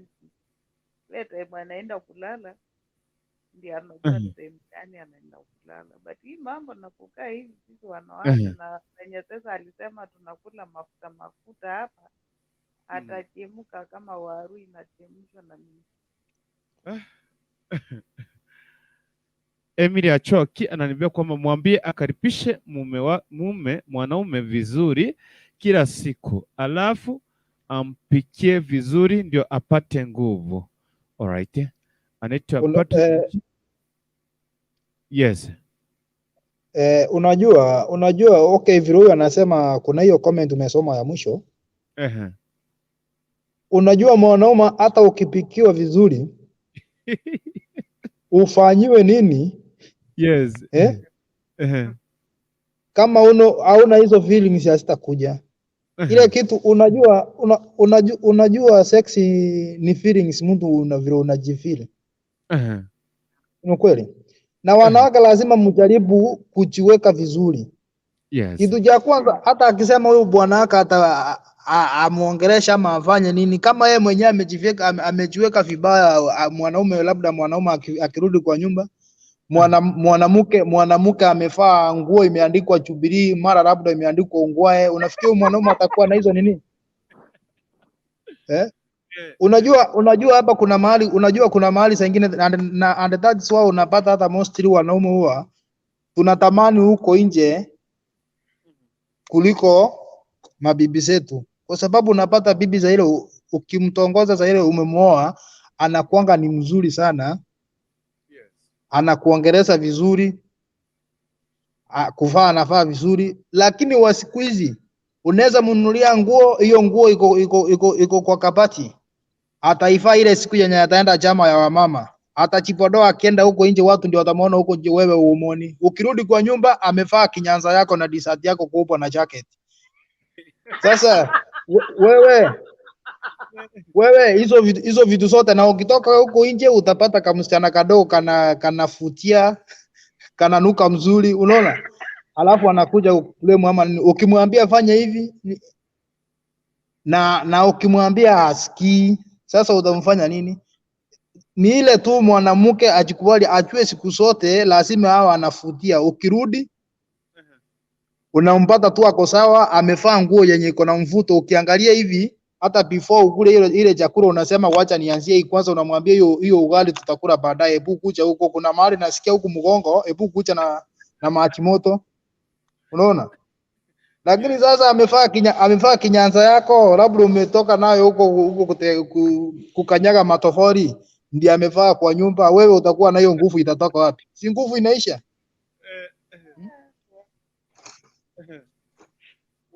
Senator.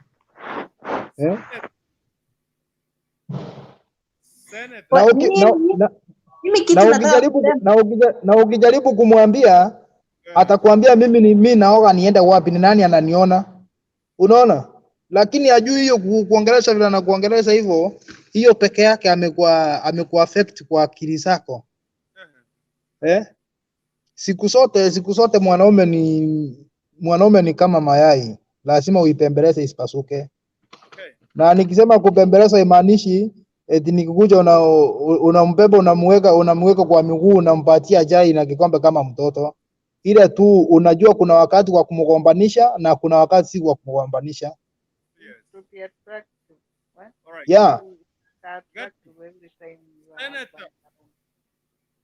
Senator. Mimi kitu nasema Huyo mwanamke wacha aachane na bwana yake. Atoke hapo kabisa. Kama ana feelings za bwana yake, hakuna kitu tunamwambia hapa. Sijui atiambie bwana yake nini. Hapana. Kwanza hii wakati alijua ametoka Gulf, wakati alijua sasa amekuwa addicted na anaona wacha aspe tu bwana yake hiyo pain aachane na yeye, atoke hapo, aenda ajitafutie healing. Ni yeye atajisaidia, sisi hatuwezi kumsaidia. Usaidizi nafaa itoke kwake. Kama aone kama atataka kuacha, awache. Akitaka kuendelea, aendelee. Lakini mimi kitu nataka kumwambia awaachane na bwana yake kama mtoshelezi. Huwezi niambia mtu alikuwa anamtosheleza hapo mwanzo, alafu sasa yeye anasema amtoshelezi sababu tu ya cucumber, kitu yenye haina mfupa. How come? How come? Hiyo kitu sasa hata unawezaje feel? Mimi kudagaji kwa sababu sasa cucumber, yani that's a waste of time. Really? Hiyo ni kitu sijui watu wengine wanatoanga wapi hizo nguvu na hiyo time ya kujiwaste hivyo. Dress pen ndio zina drive watu hivyo. Dress pen hata sisi tuko Gulf, mbona sisi haijatuua? So wacha hii maneno, wacha watu waache kucheza na maisha hivyo. This is nini? Wacha watu, huwezi niambia sasa ati mtu unaweza kuwa idle sana hadi uanze kufikiria mambo ya hizo Achana na bwana yake, aendelee na cucumber zake kama anataka, na kama atataka kuacha, uamuzi ni wake. Sisi hakuna kitu tunaweza msaidia. Hii ni Kenya. Ndio maana yake tulisema atuhami kutoka Kenya. Imeonga saa 7 dakika ni 1 Afrika Mashariki, tarehe ni 1 mwezi wa 9 2021. I want to tell you that happy new month. Happy new month. Kuna watu wengine watakanyanga this new month. Nyinyi mtatuonea utuonea sasa hapa. Sisi wale wengine sitaki kuwataja kwa majina. Kesho nitakwambia. But today wale watu katika mnajua kwamba tumekania tarehe mosi mwezi wa 9 2021. Let me just tell you happy new month wherever you are. Happy new month. You have to unafaa kumshukuru Mungu umekanyaga mwezi huu mpya, mwezi wa 2021, mwezi wa 9 mwezi wa 9 kabisa TV. I'm very happy. Nashukuru sana Mungu. So happy new month to you guys, all of you. Abatakira umutenyo muyakegimo kabisa. Mpesa ni account chitoka chibesa. So I was saying like this. Patrick Mushiri, same to you, bro. Thank you very much. Titus Mudhanai, mwambie apatie bwanake njugu joto ipande veni. Akule njugu. Ati mifupa. Hata ile nyingine haina. JK, hata hiyo fimbo haina mifupa baba. Okay, it's well and good. Petewe na niko na vile wote nilikuwa nimesahau kuambia wale ambao wamepoteza, kuna baadhi ya vijana pale sehemu za Katal waliweza kupoteza maisha yao jana kwa sababu ya ajali ya barabara. Walikuwa ni vijana, ni watu 4 kutoka Kenya, 2 kutoka Uganda na kuna country nyingine niona ni moja, wengine wako hospitali. So tunaambia kwamba familia tunawaombea mkwe tu na Mungu atawapigania. So take heart, wale ambao kupoteza wenzao kupitia njia ya ajali ya barabarani, na wale mafreni na marafiki wote tunamwambia kwamba Mungu ako pamoja na nyinyi. Paki tutenoma routine, narudi tena kwenye hapa. Emily Achoki, happy new month to you. Thank you very much. Thank you Patrick Muship, me the Lesbian peace boy. Thank you very much. Yeah, so paki tutenoma routine na nitete gukora amuri sikumaliza. Tunaanza mwendo wa saa 4:30. Nataka kupeleka microphone moja kwa moja kwa Sesa aweze kupatia maoni yake ya mwisho. Karibu sana Sesa. Okay, asante. Wacha niwashukuru tena na nishukuru Mungu kwa kutufikisha hii mwezi mpya. Yes. Kuna wenye walikuwa wanatarajia kufika lakini hawakufika. So shukrani kwa Mungu. Yeah, we really thank. Alafu kitu kingine nawashukuru nyinyi wote Hot TV. Na kushukuru kwa hii mjadala kama mimi hii ndio siku yangu ya pili, but naona tu tunaenda vizuri na niliweka notification, so nitakuwa tu attend ama niko free. Yeah, so naambia tushikane mikono na kama ikiwa kuna kitu iko mbaya mahali, sometimes lazima tuseme vile iko, na ikiwa ni mzuri, it's also good to give credit. Unaona? Because it's only a fool does not change his mind. Kama kitu ni mzuri lazima ubadilishe akili zako na useme hii iko hivi na hivi na hivi. So nikimalizia huyo mwanadada, wacha aongeleze bwanake, hiyo ndio ujumbe naweza mwajia, aongeleze bwanake, amwambie hata asimwambie mambo ya hiyo lesbianship, amwambie tu mimi siku hizi vile unipeleki na ring, huo unaniajenga, kuna mahali unaniajia. Gari naisha mafuta njiani. Huyo mwanaume achangamuke, na ikiwa magonjwa yatasidi ataona daktari, niko hapa sasa nitamsaidia. All right, thank you very much. Senator Gati, njoo hapa. Mimi wacha nimwambie achane na huyo mwanaume. Let her spare the man the pain, Asijaribu kumwambia ati alienda kutumia macucumber. Sasa mambo imeharibika. Atafute tu njia mzuri ya kujitoa kwa bwana yake, njia ya heshima, afike hata amwambie ni kama hii ndoa sasa, unajua, atafute tu njia ya kujitoa, ajitoe kwa hiyo ndoa, kwa sababu because at the end of the day akiambia huyu mwanaume it will hurt the feelings of this man. So amwache tu pole pole aende atafute healing huko nje. Halafu kitu kingine mimi ningependa kusema, wanadada, sometimes vitu zingine tunafanyanga zinakujanga zinakuwa na consequences. Watu wengine tuko hapa Gulf na dry spell haijaituua. So it's about your priorities. Vile umejiset, unajua ni nini ilikutoa Kenya. You know the conditions zenye ziko hapa Gulf tough, jua kali, mara unasimama siku mzima 12 hours, 10 hours umesimama.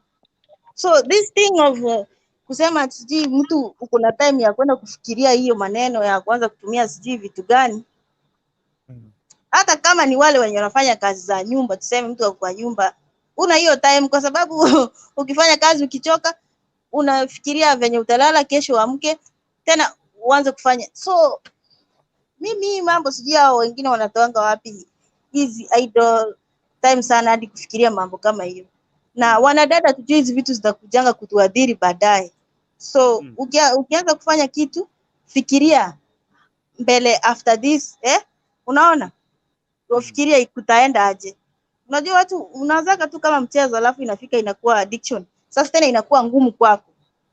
So before as ladies, before tuanze kufanya kitu, tufikirie mbele, alafu tujue kuna consequences na tufikirie venye kutaenda. So mimi I don't spend vitu kama hizo. Amenikasirisha. Mimi kitu ningependa tu kumwambia achana na bwana.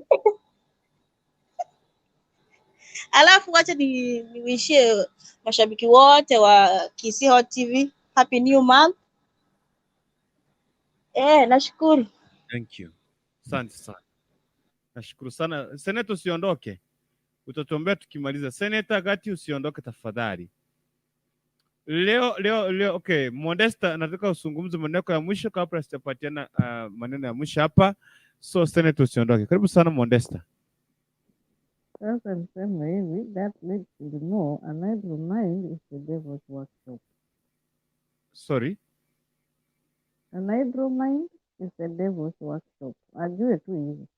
Akae busy, ang'ang'ane na kazi yote. Yaani ile ajikeep busy na aone venye atasoki hiyo maneno. Not every time atakuwa anakuja hapa aseme kesha atakuja asema ameshindwa. Atafanya nini? Na arekebishe tabia, arudi kwa Mungu. Huyo shetani amemchukua roho. Hiyo tu. Na nikiwatia watu wote hapo nyumbani. Okay, thank you very much. Same to you. Patrick Mushiri, simply don't fear. You have been laughed at all. Why do you share each other? Yet you dated each other. Patrick Mushiri apewe 120 kilometers per hour speed. Huyo bwana si mtu utahema. Alright.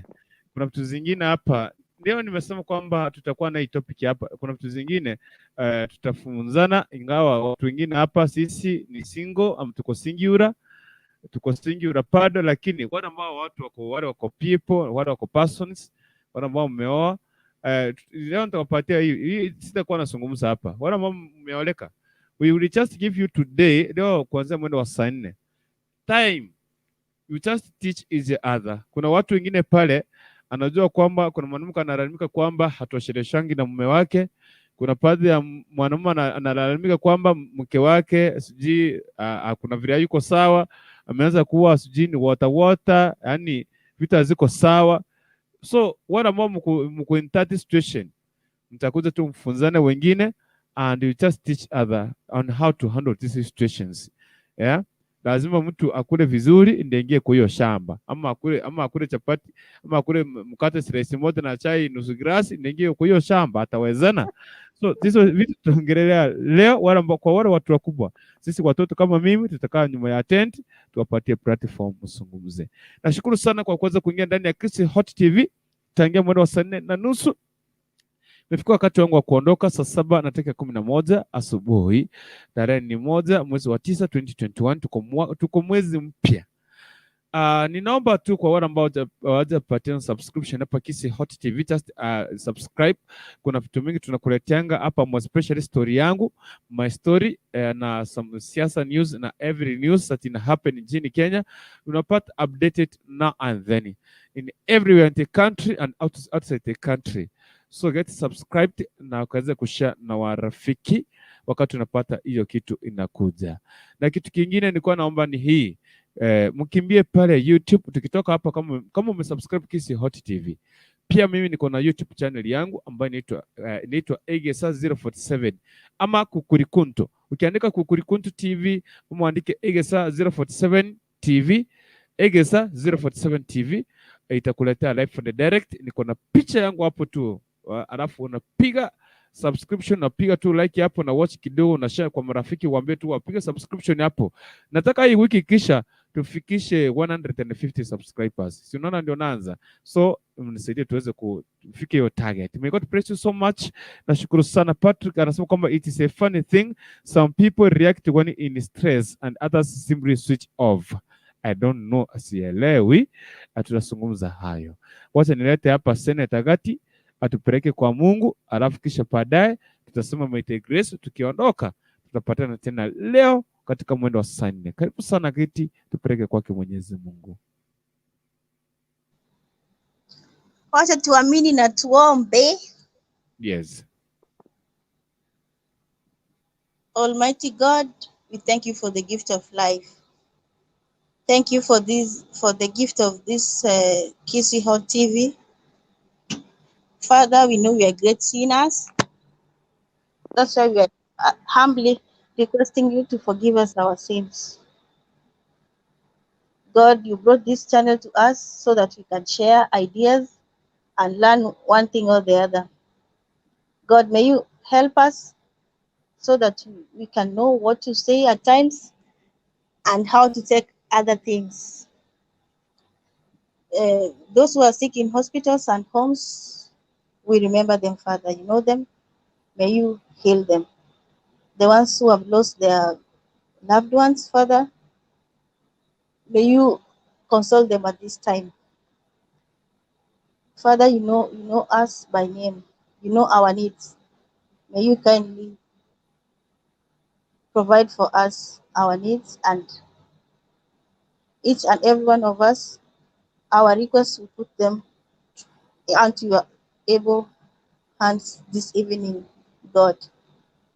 May you are faithful. You are our provider. Please, God, may you provide for us. As we are going now to rest and some are working, Father, may you be with us. This is our humble and sincere prayer. In Jesus' name we pray and believe. Amen. Amen and amen. And may the grace of our Lord Jesus Christ, and the the love love of of God God, and the and the fellowship of the fellowship Holy of the Spirit Holy Spirit be be with with us us now now and forevermore. and forevermore. Amen. Shalom, shalom, rispa waro ubutukobia na wewe pia. Nashukuru sana kwa kuweza kuungana na mimi. Tupatane tena leo mwendo wa saa 4 tuzungumzie hilo swala ambalo nishawapatia. Pia tutakuwa na patanisho kazi and all whatever na kuuza na kununua ndani ya nyumba Nikisi Hot TV. Na mimi nilikuwa na mimi naitwa Dennis Nyaputo. Penda kuniita kukurikuntu nitakuwa naitika. Ila tunawaambia sasa hivi goodbye, good night na wengine mchana mwema. Bye bye. Mwachilie kwa Mwenyezi Mungu. Kesho tutaweza patana hapa ndani. Tutapatana hapa ndani. Wote tunapatia kitu hapa kutoka African Melodies. African Melody Band. Waweza kutumalizia katika program ya siku hii yetu ya leo. Watatumalizia katika program ya siku yetu ya leo. Wanasema kwamba wimbo ambao unasema ananijali wewe ndio mfalme mkuu, nikupe shukrani.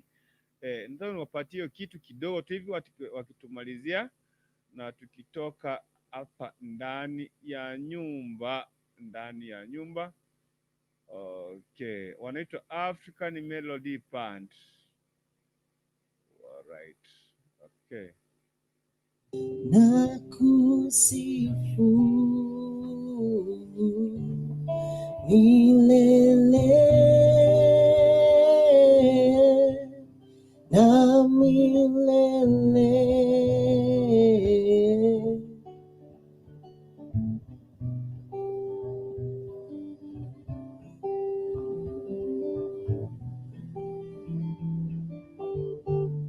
Kwa shangwe na kusifu ewe Bwana milele, na kusifu kwa shangwe na kusifu milele na milele. Shangwe na kusifu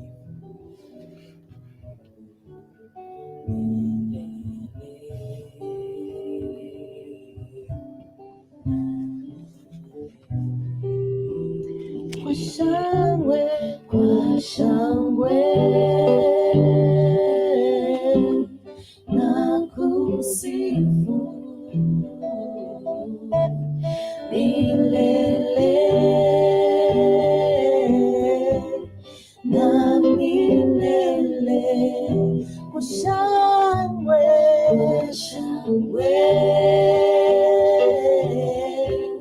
na kusifu milele na milele.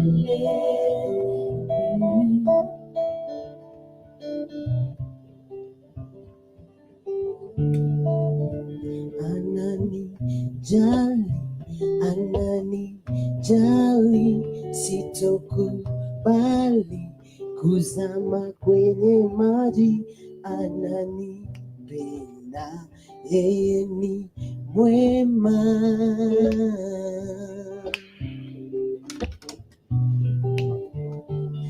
Nimeomba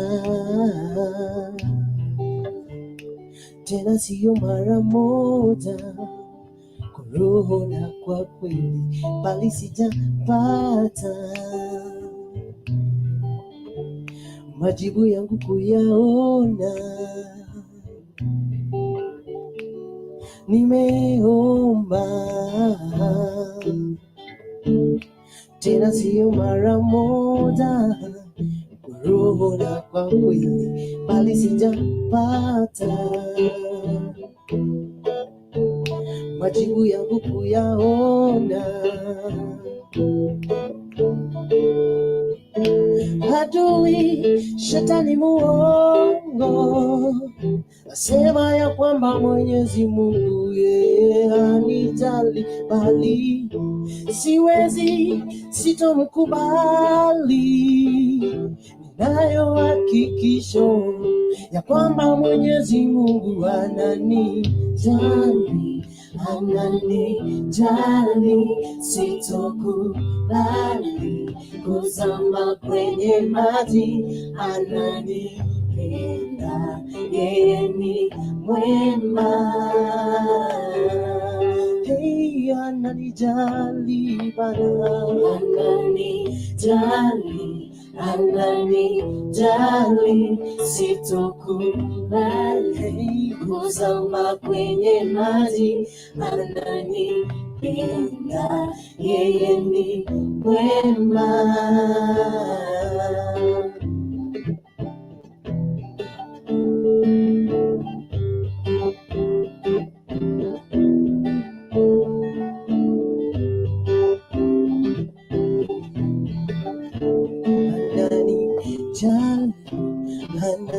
Ananijali, sitokubali kuzama kwenye maji.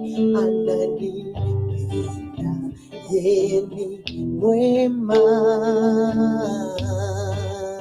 Hey, ananijali, ananijali, ananijali, sitokubali kuzama kwenye maji. Ananipenda, yeye ni mwema.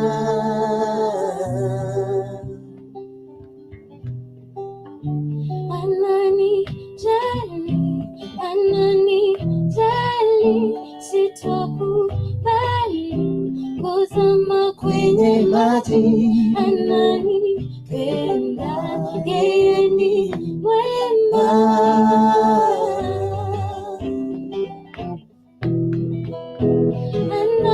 Ananijali, ananijali, sitokubali kuzama kwenye maji. Ananipenda, yeye ni mwema.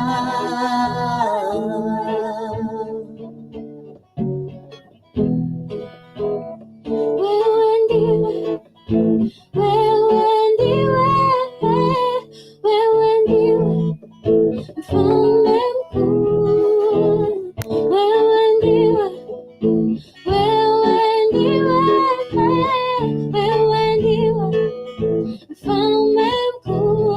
Wewe ndiwe, wewe ndiwe, wewe ndiwe, wewe ndiwe mfalme mkuu. Wewe ndiwe, wewe ndiwe, wewe ndiwe, wewe ndiwe mfalme mkuu. Nilikuwa nimekosa tumaini maishani, lakini Yesu akaniokoa. Nilikuwa nianguke, nipotee, lakini Yesu akaniokoa. Pigwa na butwa, nimeshanga, nimezubaa. Wema wako Bwana hauna kipimo. Pigwa na butwa, nimeshanga, nimezubaa. Nguvu zako Bwana hazina kipimo. Wewe ndiwe, wewe ndiwe, wewe ndiwe mfalme mkuu. Wewe ndiwe, wewe ndiwe, wewe ndiwe, wewe ndiwe mfalme mkuu. Wewe ndiwe, wewe ndiwe, wewe ndiwe, wewe ndiwe mfalme mkuu. Shangwe na nderemo, furaha ya ajabu. Wewe umeniona Mwokozi wangu. Shangwe na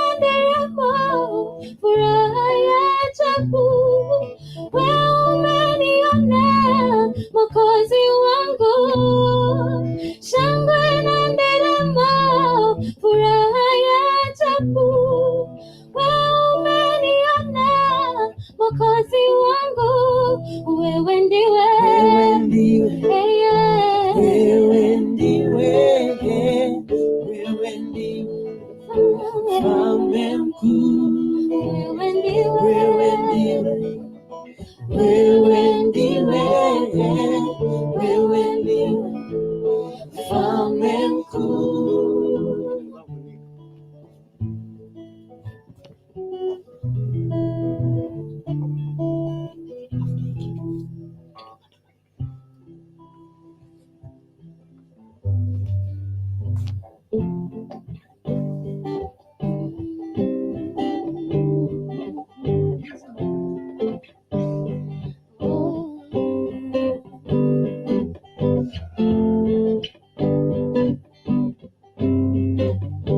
Mungu wa imani yangu, watu wa kunifurahisha na kweli, Mungu wa kicheko changu, watu wa kunichekesha, hawe Mungu wa amani yangu, watu wa kunipa amani na kweli, Mungu wa imani yangu, watu wa kulinda wokovu wangu. Kwa yale yote umetenda, niruhusu nitoe shukrani, niruhusu nitoe shukrani, Bwana, niruhusu nitoe shukrani, niruhusu nitoe shukrani, niruhusu niimbe wema wako, niruhusu niimbe wema wako, niruhusu niimbe wema wako, niruhusu niimbe wema wako, niruhusu nitoe shukrani, niruhusu nitoe shukrani, niruhusu niimbe wema wako, niruhusu niimbe wema wako.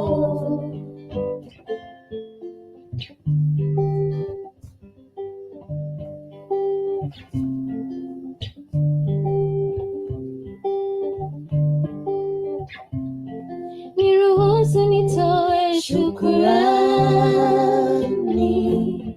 niruhusu nitoe shukrani, niruhusu niimbe wema wako, niruhusu niimbe wema wako.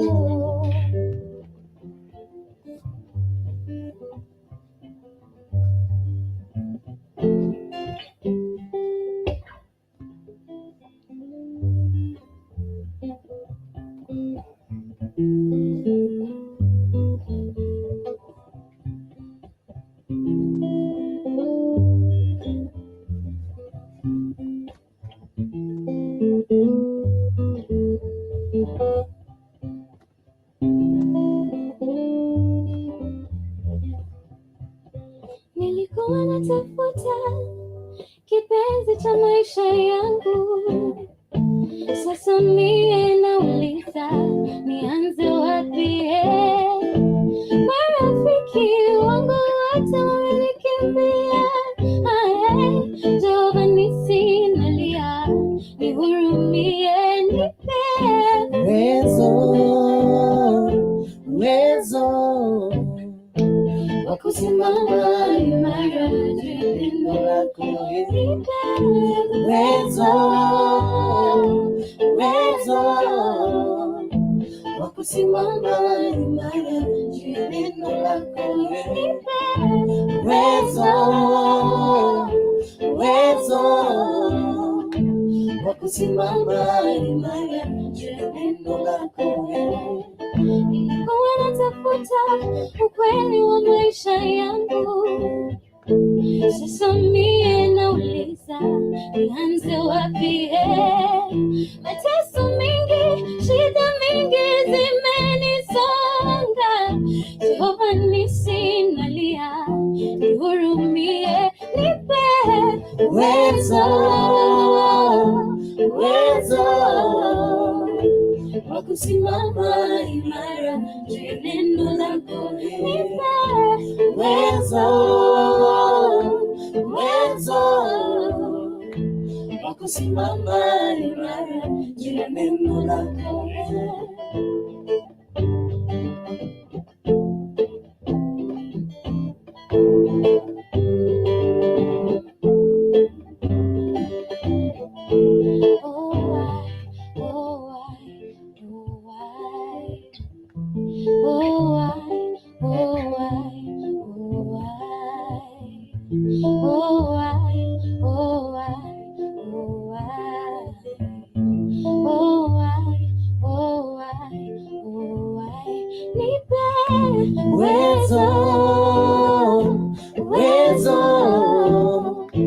Wa kusimama imara juu ya neno lako. Uwezo wa kusimama imara juu ya neno lako. Uwezo wa kusimama imara juu ya neno lako.